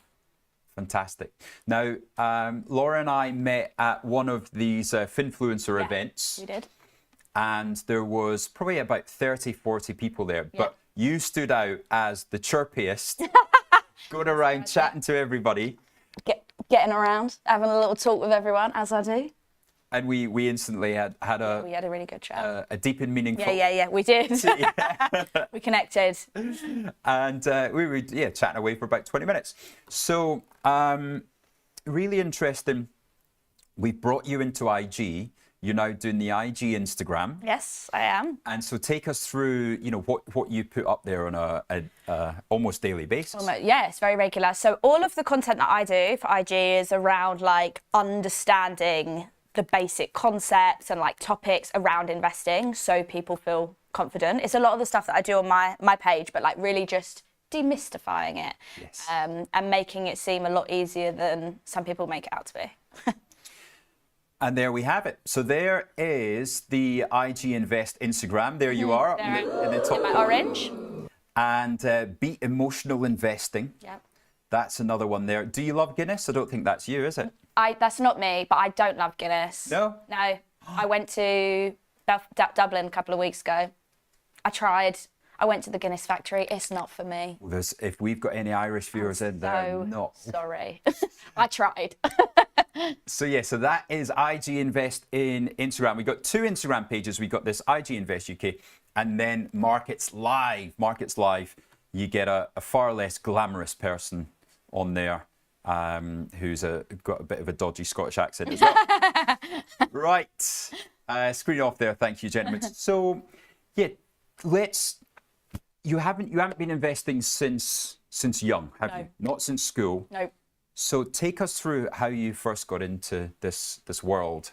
I mean, I think, so in regards to like the general finance stuff, because it was a kind of like second part of my journey, like my career. Right. And it started off, you know, me going into finance from my own personal relationship with money, because I saved £15,000 when I was 19. Well done. Thank you. From hard work? From hard work. I decided. Not a lottery win? Not a lottery win. No, I don't play the lottery. I get bored of it. No, but I wanted to go to drama school and my parents couldn't put me through it. So I put myself through it. Well, I tried to. I saved the 15 grand and then very last minute, I went travelling instead. And I spent all of that money on the other side of the world. I think everybody needs to do that. Me too. I'm a big advocate for it. And everyone's like, you know, that money could have, I'm like, yeah, it could have done a lot of things. But actually the life experience that it gave me doing that, and it made me realise like how powerful money is and can be, like the freedom of it. So when I started my Instagram and my blog talking about money, what happened is I actually went on a date, and this was like, must have been back in maybe 2019 maybe. Okay, and pre-COVID date.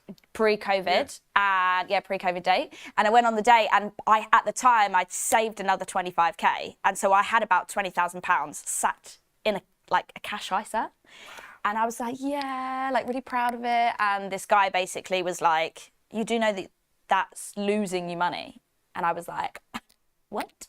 I don't understand. And he actually was like the first person really, it was right at the start of my career, but like to explain, fun, so Sounds fun. like one of mine. I mean, I found it thrilling. It's the first time that I actually paid attention on the day. I was like, tell me more. Yeah, you talk about money. And I just spoke, you know, he told me about investing and compound interest and inflation, and then that was the kind of catalyst to me going away and looking into it, really. Right. That was the starting point. And then I did loads of research. I looked at like Fidelity did a report, and then there was like another report. There was loads of different reports that I like read about women and investing. Yeah. And I was like, what? And then I put it on social media. Absolutely. Easier than you think. So we went for a beer, was together for about 5 hours, and I was just like, what's an ETF? What's an index fund? What? And by the time I walked away from that, I was like, why isn't everybody doing it? Yes. You know, it was one of those things of like, when I told my mum, she was like, what? Like, just wasn't a part of her world. Because it's just, it's not part of our schooling, No. which is mind-blowing. Yeah. Absolutely mind-blowing.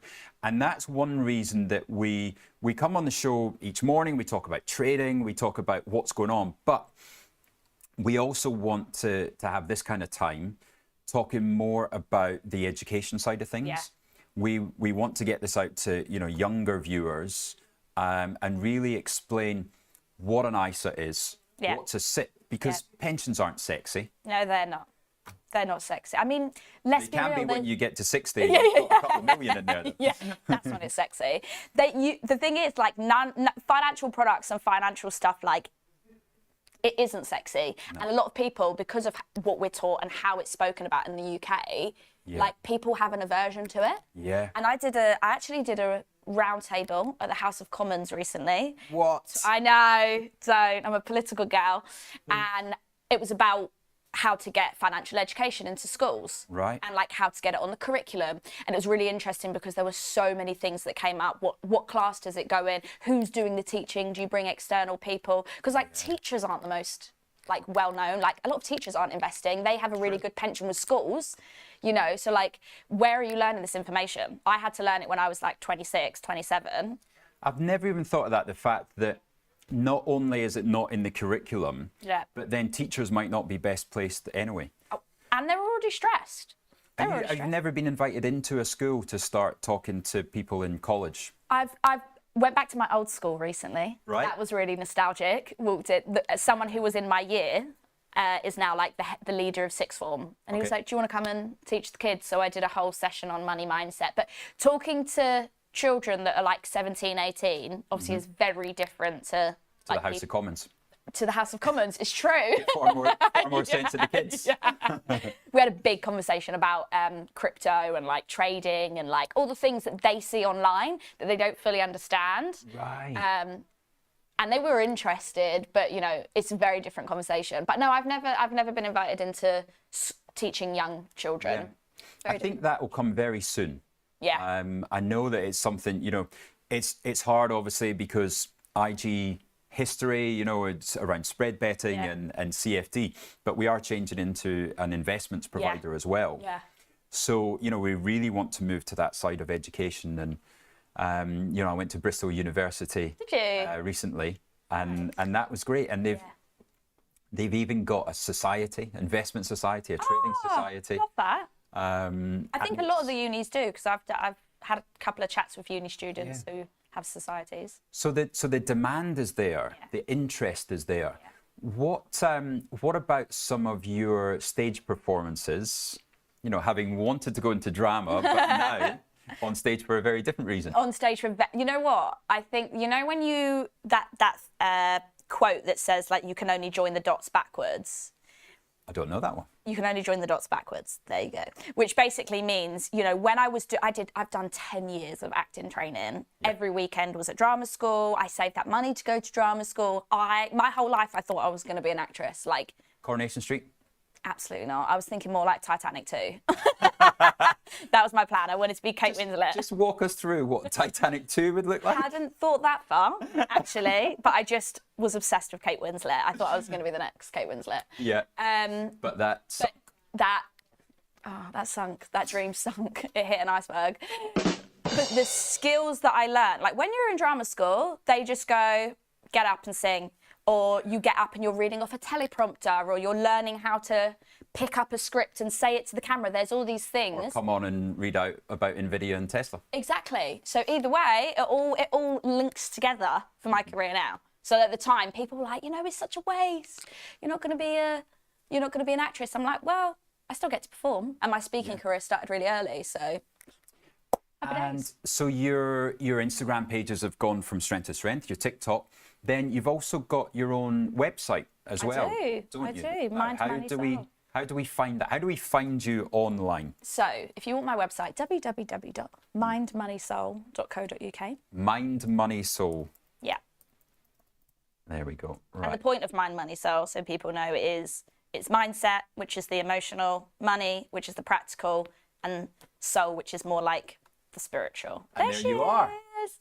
You deserve to feel good about money. You do. It's a great strapline. Thank you. Here I am. And then we've got all that. Look at that. What's your most memorable experience about working with all of those? I think, do you know what I really love? When I go in and do a workshop for people. So I've delivered like intro to investing workshops and like money mindset workshops. And it's the conversations I see people start to have, the light bulb moments, like being in front of a group of people and you can see them like, oh my God, that suddenly makes sense. Or, oh my God, it doesn't have to be how it's always been, like those moments. Yeah. I love seeing that. And which topic produces those light bulb moments the most? I would say the money mindset workshop produces the most light bulb moments, and the investing workshop produces the most like, more like clarity, like that makes sense, you know? Yeah. I would say. And you speak to hundreds, if not thousands, of women predominantly, but men as well.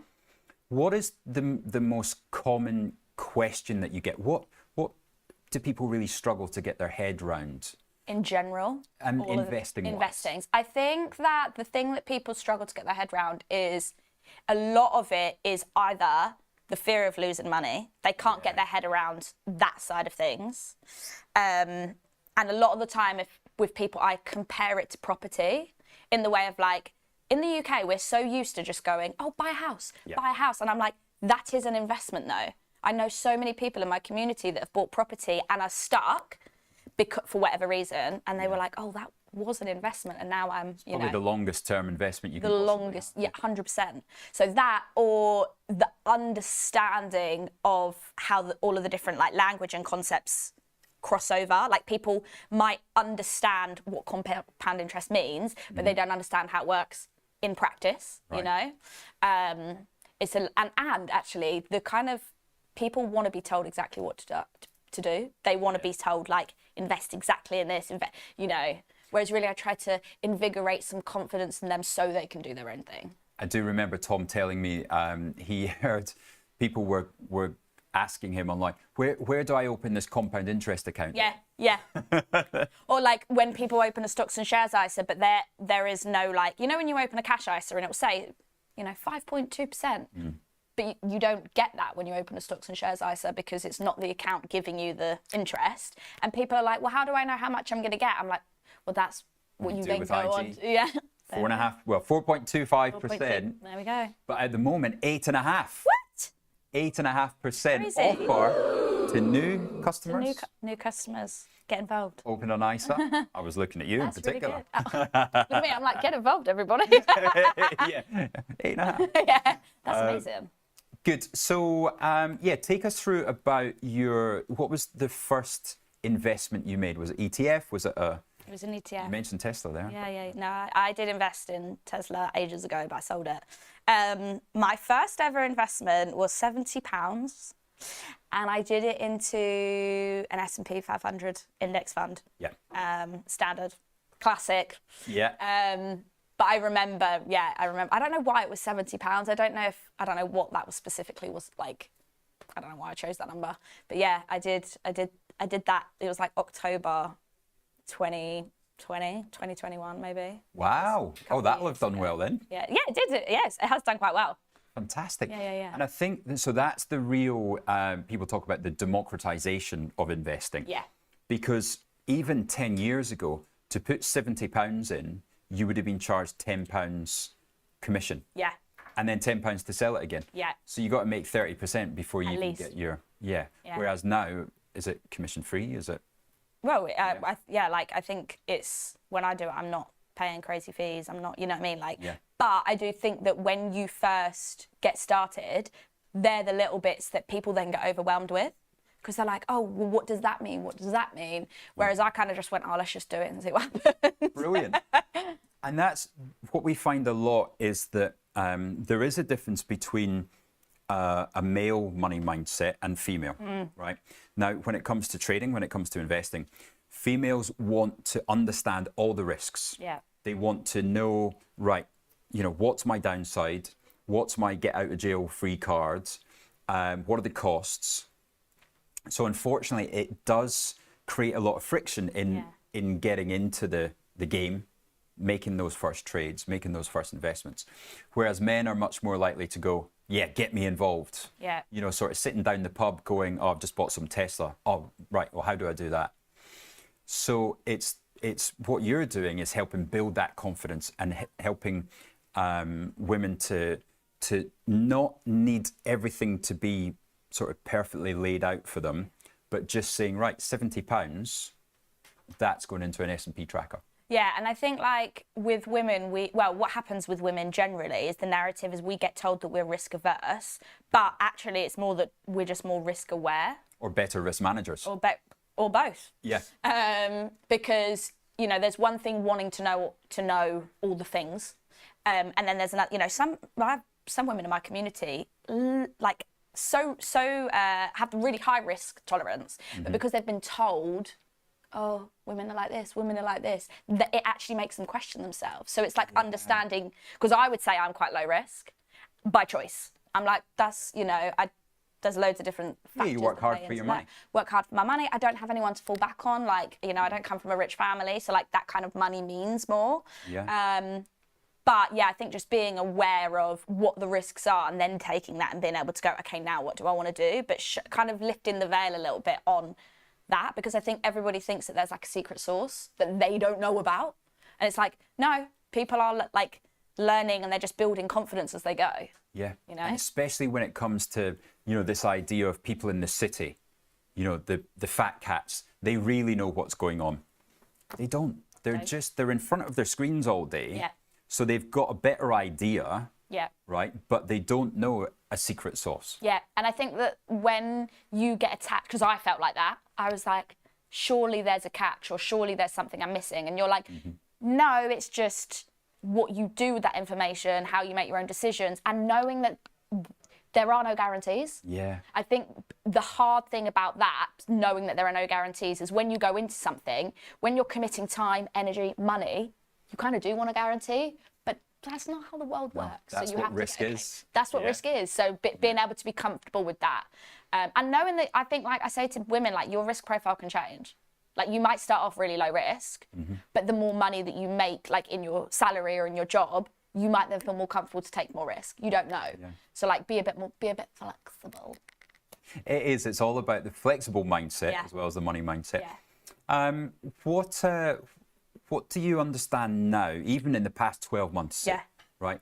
What is your own light bulb moment that you've kind of thought, compared with how I thought about this in 2020, 2021, I can't believe how far I've come. Do you know what, for me, one of the things that had a big impact was the conversation that you and me had a couple of months ago when we met up. And in the Ned. In the Ned. Yeah. And we were talking about rebalancing and understanding, like, my strategy has always been buy and hold, buy and hold, buy and hold. Obviously, there's merit in that. Yeah. But being able to understand how your portfolio percentages change and what rebalancing actually means and how you can do it in a way that's actually not that overwhelming. Like if you're in a position where you look at your portfolio and you go, I could sell that, hold it in cash for a couple of weeks and then buy back in. And I think understanding that whilst you can't time the market, you can still play a bit more of an active part. That probably has been one of my bigger I didn't think. I'm very glad that sunk in. It did. Excellent. My work is done. Andrew McKelvey. Right, what comments have we got? Andrew McKelvey saying his grandma was a great investor, invested most of her cash into whiskey. Love her. There is alternative investments like that that are really interesting. I met a woman a couple of months ago who I did a live podcast recording. She came up to me afterwards and she said, most of my investment portfolio, me and my husband, is in classic cars. She went, for some people, they find that crazy. She was like, but we make, like, over the course of whatever, like 138% on what we do because we know what we're doing. We've done it for 25 years plus. We understand it. So for other people that might be risky, but we know what we're doing. We know how to, all of the things. Yeah. But it is. And we're moving towards, Adam Jonas, Morgan Stanley points out the waiting list for Ferraris. They're sold out for like 2 years. No way. Right.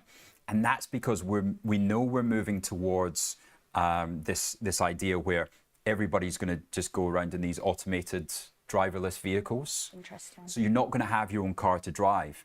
So these things are going to be the real classic, of the future. Yeah, I see that. So do you drive yourself? I have a driver's license, but I don't drive because I'm in London. No. Yeah. Me neither. But I do miss it. I love having a little beep beep. It's nice to get out the countryside, isn't it? Yeah. I was in Valencia recently and I drove on the other side of the road. Never done that before. And everything's backwards. Yeah. So I got in the car and I was like, oh, this feels weird. But yeah, I loved her approach to being like, this is something we do that we understand that works well for us. It might not work for other people, but it works for us. Fantastic. Right, now talking about getting to the countryside, I have a birthday message for Miss Olivia Kumas. Happy 21st. Have a wonderful time. And really fantastic to meet you all last week at the races. So happy 21st there. To go back to being 21. Oh. Actually, I don't think I would. Oh, really? I love being in my 30s. It's my favourite decade. Yeah, me too. I mean, I'm only in my... Right, join us after the break because Angeline is going to be swapping over with me and taking you through another few questions. Ooh. So the ladies are taking over from now until the end of the show. Woo. Love that. So join us. Don't leave. Go and grab a coffee. And the ladies will be back soon.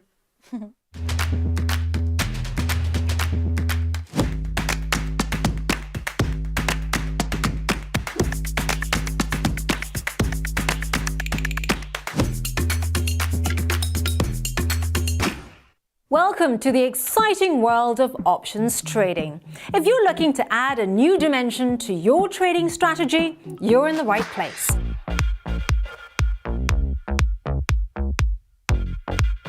Options trading offers unique benefits that can elevate your investing game. With options, you can protect your portfolio against market downturns, essentially creating an insurance policy for your investments. Now, what sets us apart is our commitment to your success. We provide extensive educational content to help you understand options trading inside and out. And with our 24-hour servicing, support is always just a call away. But that's not all. Options also allow you to generate income from your existing positions. Strategies like covered calls let you profit even when your stocks aren't making big moves. Options also shine when the market isn't following a clear direction, whether prices are rising, falling, or staying flat. There's always an option strategy you can use to potentially benefit. Now, we offer two ways to trade options: listed options for US shares, ETFs and futures, and over-the-counter options through spread bets and CFDs. Both types give you the ability to take various market positions. So, ready to explore the potential of options trading? Well, open an account today and take your first steps into this dynamic market. Remember, while options trading can be rewarding, it comes with risks. Always trade within your means and never risk more than you can afford to lose.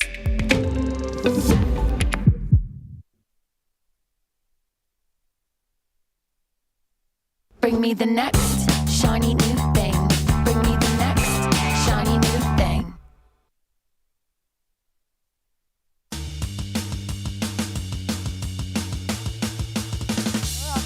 Hey, welcome back. And now it's Laura in the hot seat with me. Welcome. So good to see you. We saw you earlier on in the year, and then I felt like suddenly you were kidnapped. And I didn't see you again. And now it's May. Now, I know. Now it's, I don't know, I don't have the date on there, but. Goodness me, but it's good to have you back. Thank you. I've seen all your videos, your cool videos with all the fancy widgets and everything, and the difference between ETFs and selecting stocks, and you use like donuts and everything. Really cool. And also loads of our trader friends having loads of comments here, listening to you, Laura. Andrew McKilvey saying, my grandma was a great investor, invested most of her cash in whiskey. Some of the others as well here. Talking waka saying most living paycheck to paycheck. This is right. This is why we are here to teach you how to compound interest matters, why taking risk matters. There is no reward, people, without risk. Right. So you talked about stocks and shares, ISAs, and also buying stocks. That really resonated with me because I come from a family, or rather the generation before me, just simply did not take risk. Me too. And then if you were a girl, it was like you should not take any risk. And in fact, every time I took risk, they told me, you are crazy. And you're like, would you say you're quite high risk? Where are you at on the scale? My husband does not dare ask. He doesn't want to know. Every time he sees what I'm doing, he gets a bit freaked out. Yeah, I see what end of the scale you're on. We're like opposite ends of the scale. I like little but often, but I do believe in giving yourself positive skew. Yeah, okay. So for those of you who don't know, I came into my journey early on purely because I kind of felt like, I am all I have. I don't have a silver spoon. I don't have anything given to me. Those of you that are familiar with the Asian culture, males tend to be the kind of, this is what we're going to invest in because they're seen as the social security net, especially in places where there's no wonderful thing like the NHS. I always feel very cross whenever anyone says anything bad about the NHS because you have not lived in countries without the NHS. It's crazy. My mum used to work for the NHS. Yeah, she's fully trained by the NHS. She's retired now, but she joined and she still has rose-tinted glasses because she joined, back in the 70s when everything was growing, expanding. And so, So sad. yeah, and so I started my trading journey and my saving journey because I felt like I needed to. No one else was going to do it. Yeah. And I was on the Achieving Scholarship, which had a stipend. It's wonderful when someone pays you to study and they open a bank account for you Love that. before you've even, landed. Yeah, that's incredible. And I'm being paid to study now as well. Doing my Amazing. financial planning diploma. There you go. But yeah, I think the starting early, whatever that means to you, like when you compare yourself to some other people, like I think I started my savings journey quite early because I started at like 19 when all my friends were at like university and stuff. How did you feel? Were you quite proud of it? Did you talk about it? I was, but to be fair, it was, if I were completely honest, Laura. Be honest. Be honest with me. I felt that there were a lot of unbelievers Yeah. and haters Yeah. out there. So, I started my first job at, actually, do you know where Bond Street and Oxford Street is? They've now moved, but I started my first job at CNN Financial News. Well, no way. Yeah. Oh my Over God. there and cover the impact on markets, when the Twin Towers, King crash, I watched that live, the second impact, and was rolled into 6-hour rotating rota because everyone's just burnt out, right? So you go into 6-hour, you're on the terminals, because a lot of people don't realize it's also the super fast news service back in the day. But at that time, when I mean non-believers, I don't think they did it out of spite, but it was just the fact that rather than spending the stipend that I was given and going to the pub and having a great time and all that, I saved it up. And what it meant was, the aim was I was going to buy my first flat by the time I was 23. And also try and save up. So it was like, hunting the yellow label discounted, chicken wings that were sold at the back of, a supermarket late on a Friday before they restock, trying to understand how to flip properties. So I did buy my first flat a day before I turned 24. That's amazing. Well done. And I was surrounded by all these people, right? All these people, executives who hadn't yet bought. Yeah. And they're kind of like, oh yeah, Angela just bought her first flat. I mean, it was a wreck. Yeah. But everyone's kind of, oh yeah, maybe she's just making it up. That kind of like, oh yeah, we'll talk about someone else's. Yeah. Yeah. But I always say in this chat, in this wonderful community, don't ever let that get, you do you. Yes. Give yourself positive skew, which is why I love trading the markets. I love learning about options. I love delving into the tasty side of things. What is volatility telling me? Should I have my gloves on when I'm trading? Can I have my gloves off? Can I do 20 trades today? Or should I actually just be doing 5? I like safer but later, but I am also high risk. So yet again, even now, trader friends, I'm still being, they're not unbelievers, they're lovely, they probably care more about me. I'm very worried about my risk appetite. But last week I paid off my 3rd mortgage. That's I now have 2 amazing. left. Wow. So you got 5 properties? Well, I unwound them and bulk them up into a large property now. But it took me a lot of time because you can't just go straight to So you have to. So I put in stocks and shares, ISAs, took them out, put it back in, reinvested. Some investments were going well, took it out, put it back in. So that's why I know so much about St. James's, Hargreaves Lansdown, AJ Bell, IG, and also most recently Bitcoin, but that's another story. I was up watching Ethereum last night. But it's about understanding risk and understanding what's out there. Yeah. And that's why I know so much about DIY. Lots of our trader friends go, Ange, why do you have a mitre? Why do you have a vernier caliper? Why do you have a cement mixer? Do you have a full-size one? DIY. DIY. Hands-on. Hands-on. I should start a property segment. You should, actually. So there, even in property, there are lots of, do you delve in property? There are lots of hacks, Laura. I'm sure there are. Do you know what? I wouldn't be against flipping a flipping a property. But I think whilst I'm in the space of like still building my business and building my career, I want that to have all my attention, because for me, that lifts the ceiling on financials, wealth, that kind of stuff. And then I can use it and I can get stuck right into property stuff. But I think for me, I think I'll know when it's time. I might have missed the boat because as we know, property Never is so missed the expensive. boat, yeah. But I just, for me right now, like I know what I'm doing with my investments. I know what I'm doing with my business.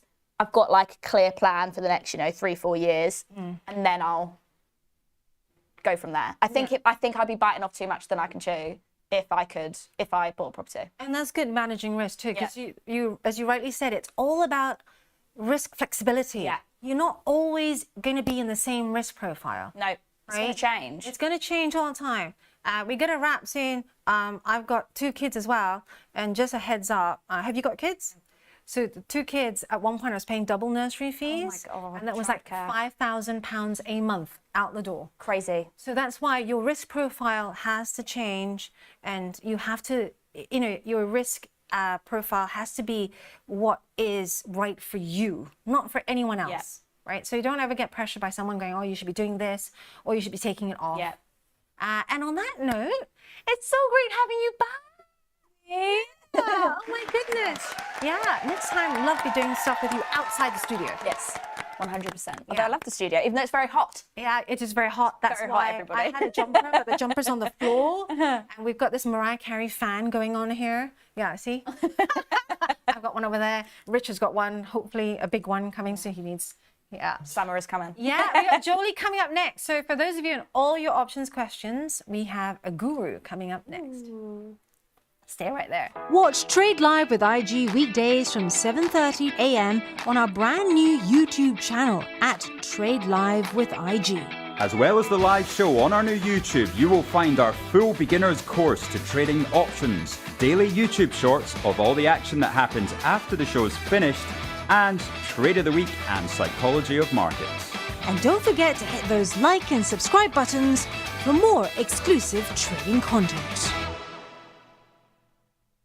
There are certain things in our daily lives that everyone has a view on, like your favourite clothing brands, supermarkets, or even which airlines to fly with. Maybe you're loyal to EasyJet and you think British Airways seats are too expensive. Or you'll never shop at Tesco's again because Marks & Spencer's food offering has won you over. Now, what if you could use these views to try and spot opportunities in the markets? Let's talk about pair trading. It's a way to trade that focuses on the share price relationship between 2 similar stocks rather than taking a view on the market as a whole. Here's how it works. Take Nike and Adidas, for example. Now, some people think that Nike has gone out of fashion recently, but maybe you believe in a brand recovery over the medium term. On the other hand, Adidas Samba and Spezial shoes have been incredibly popular recently. But have sales peaked with this trend? As a trader, you could go long on Nike, expecting its share price to rebound over the coming months. Also, alongside that, you could go short on Adidas, expecting it to cool off after its big run in the last 12 months. It all depends on how you would like to express your own personal view on 2 companies. But keep in mind how quickly trends can shift. Remember when Under Armour rose to popularity fast, along with its share price. But then they spent most of their profits on celebrity partnerships and their share price performance flopped. Now, this doesn't just apply to clothing brands. Think of Tesco's and Sainsbury's in the supermarket space. 2 companies that often move together. Now, if one outperforms the other unexpectedly, pair trading could let you capitalize on what could be a short-term difference. Because the beauty of pair trading is that it's market neutral. If the whole market drops, as long as the gap between your chosen pair narrows, you could still see an opportunity. But don't forget, always research why prices are diverging so you're not caught out by unexpected trends or their financial results. Do you want to give pair trading a try? Start simple. Test it out on a demo account first. It's a great way to learn the strategy without taking on real risk. And on IG's platform, you can explore similar trades easily with access to the tools that you need and further education on the IG Academy.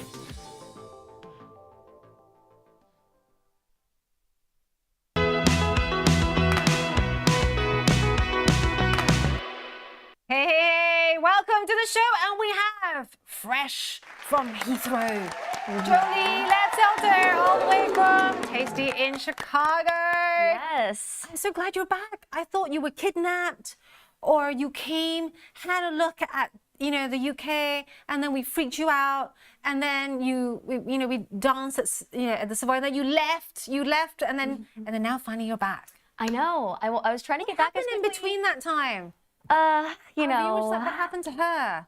Well, in the Tasty office, we've got a lot of people coming from London to Chicago. No one's ever really done a permanent leap from Chicago to London. So I was the guinea pig. There was a lot of trial and error, but very happy to be here now. I love London. London is great. Amazing. And what have you done so far? The first thing I did was I ate at Dishoom. That did not disappoint. That's like Tom's favorite. Yeah, did not disappoint in any capacity.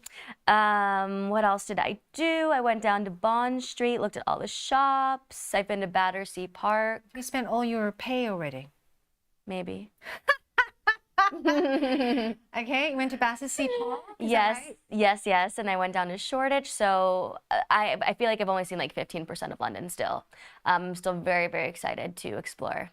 So for those of you who don't know, Jolie used to head up the trading desk over there. So we're very, very lucky that she is here with us because, all those fancy, really difficult options questions, I can now fling it to her.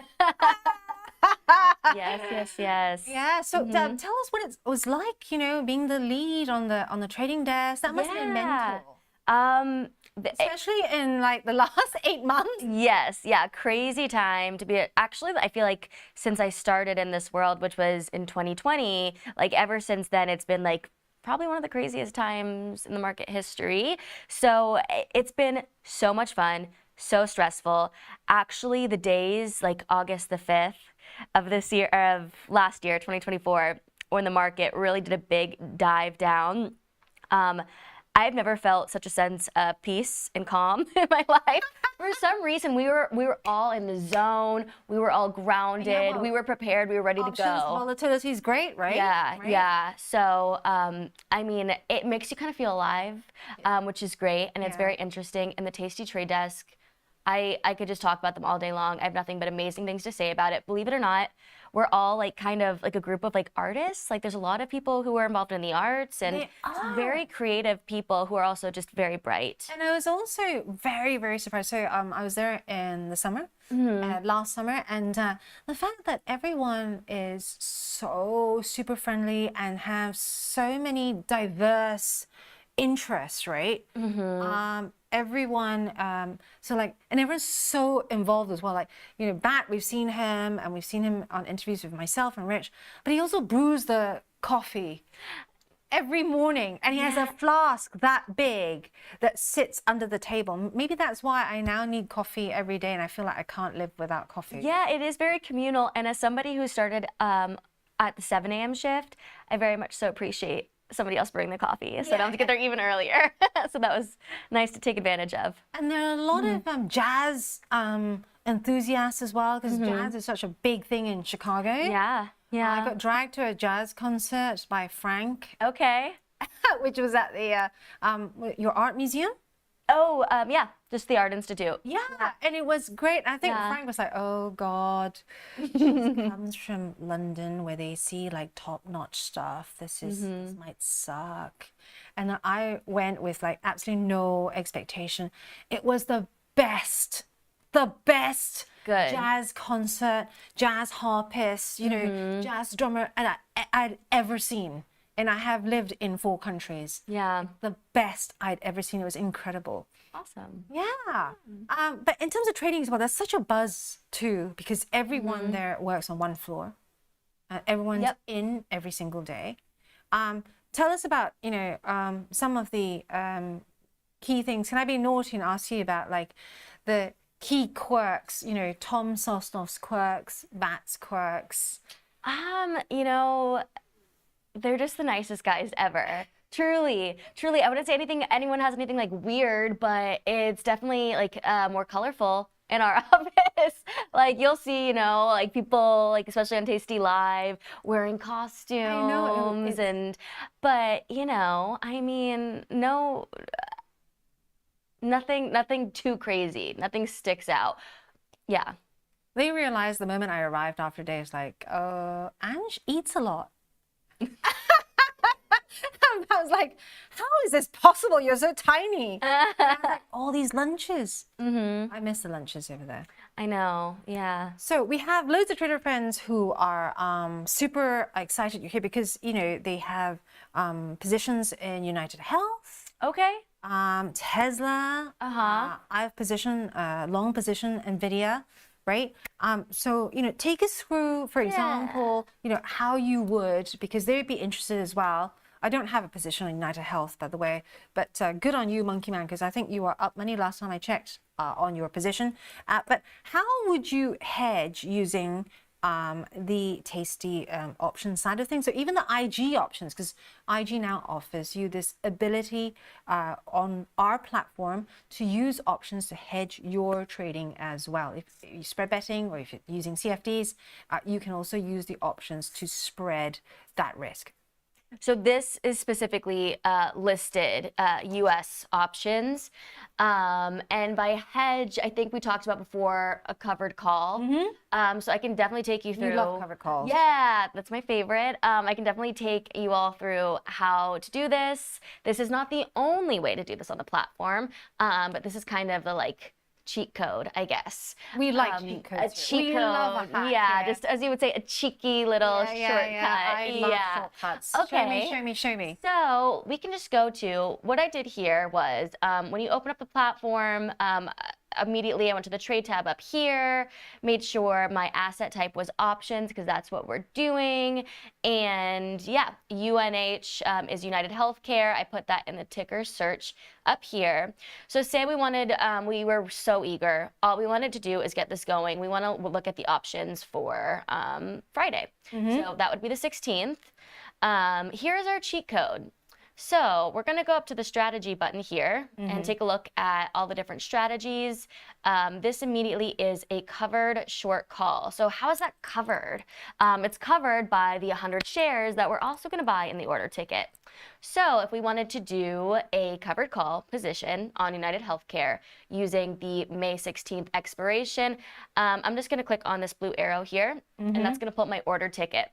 So just before you go on, is there a reason why, Jolie, that you have chosen the 16th specifically, or is it just because it's the closest?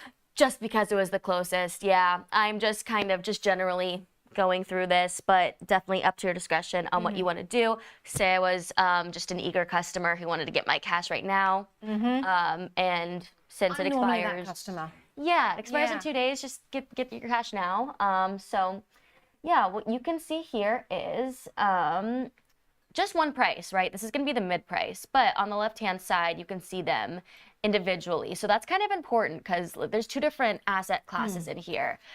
Shares, 100 shares, those are going to be our stocks. That price is $322.96.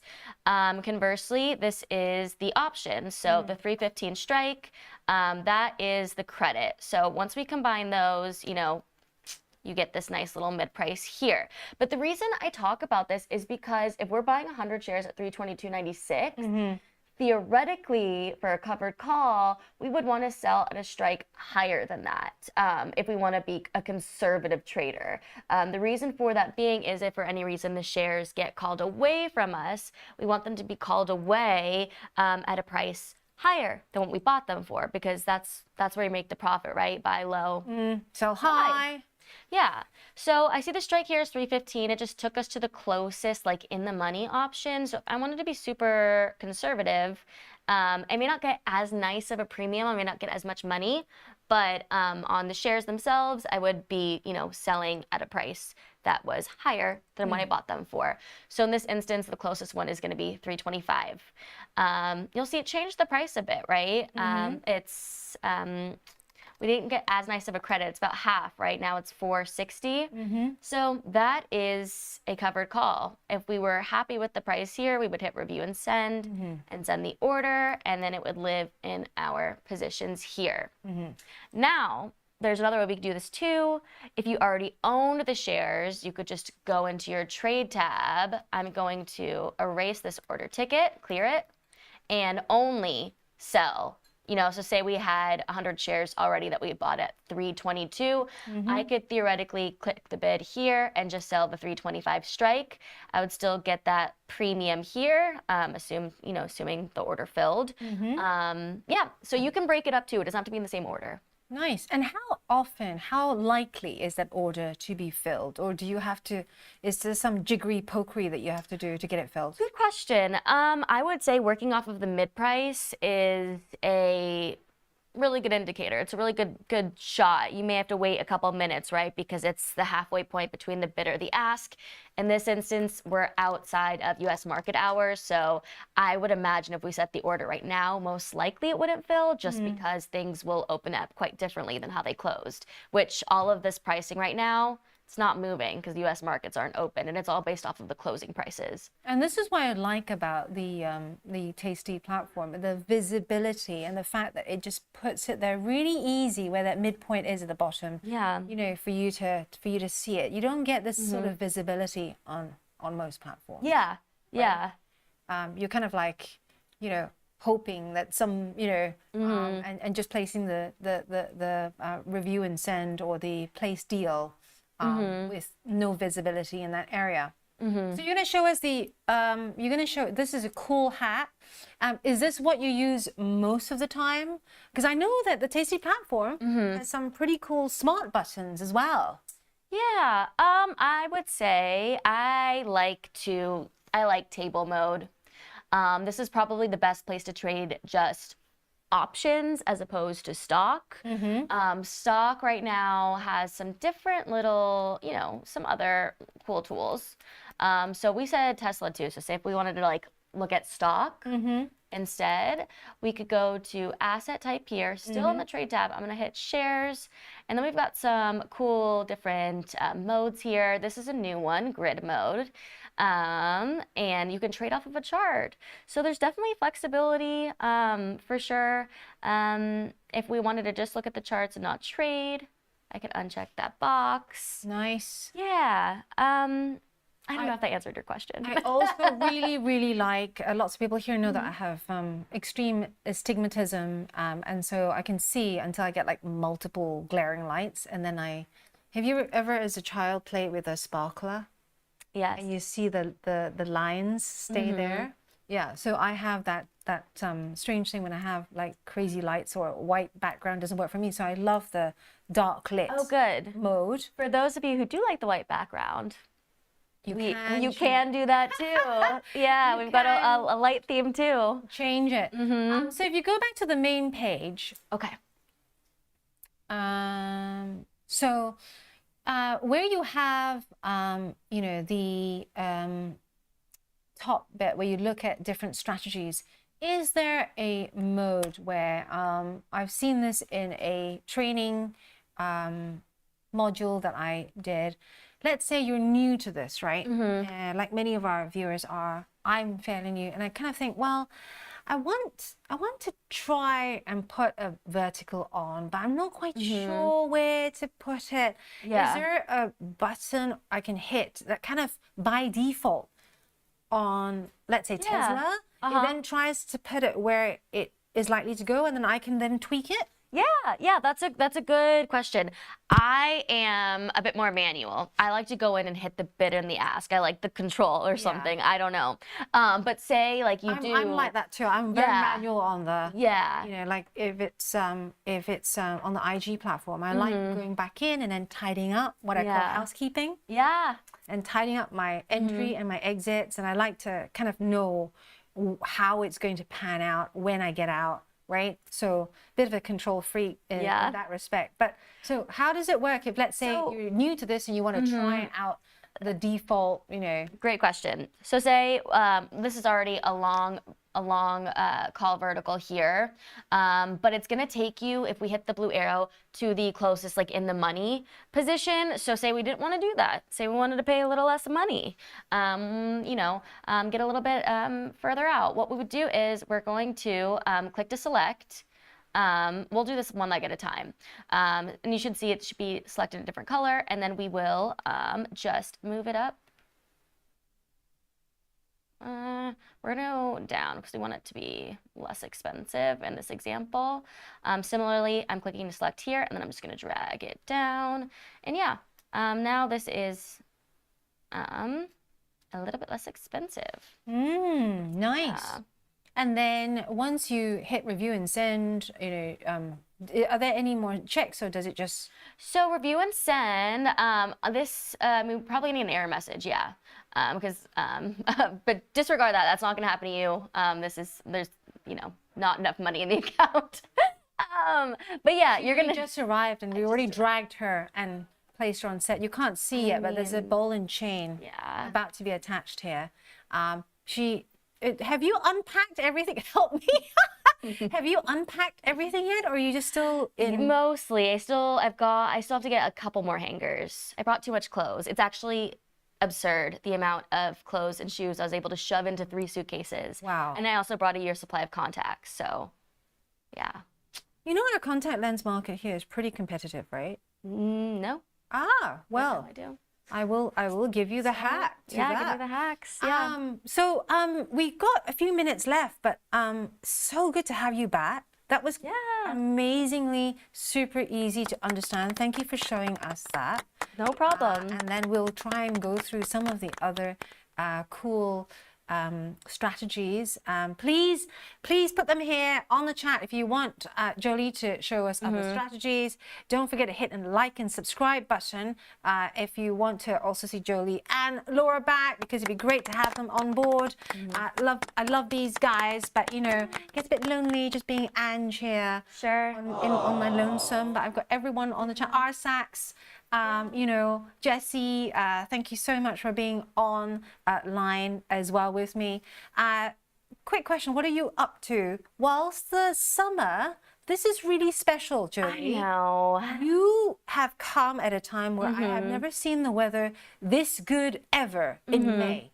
Ever. Yeah, well, you know, traveling within the UK, into Europe, you know, all over. I think I'll go to Wimbledon and just like wait queue. Yeah. Or just wait for people to leave. It's part of the experience. Yeah. Right? Yeah. Are you also going to do, you know, some of the outdoor concerts? You know, the Sure. Twist my arm. Glasgow? Are you into, you know, big live concerts? Yeah. Wellies, muddy wellies? Trader friends, if you have ideas for Jolie, who has not seen any of the UK at all, please bang them here, slam them here on the chat, because we would love to get her onto these things. Royal Albert Hall. Rex. Yeah. Yeah. There you go, Eric Jones, Glastonbury Festival. I would love to go, but Eric, the mud Sure. puts me off. I understand. Yeah. Yeah, the camping. Speaking of which, I just want to put this up because just to show you how amazing our viewers are. Not only did they remember you from the first time you were on with us, but here we are. Monkey Man's finally got the prize that I sent out to him. He's one of our clients and loyal viewers as well. And that is the collector's item, the IG cricket bat, because we sponsor both men's and women's cricket. And I definitely know what cricket is and how to play it. No, it sounds awesome. No, I want to go to a game. I don't know. I just don't know anything about it. No. Yeah, I can't wait. Just think baseball, but it goes on for 5 days, so you have 5 days to drink. Amazing. Right? Yeah. Yeah? Yeah, it sounds I can boil down the rules for you. I'm always up for a hack, and I can boil the rules for you. Please. So thank you so much for coming on. Thanks for having me. Yeah, and we'll have Jodie next week. Please, Monkey Man saying thank you over there. Reading Festival as well is another big festival. Good to know. We'll get her on all of that, and we'll see you bright and early tomorrow.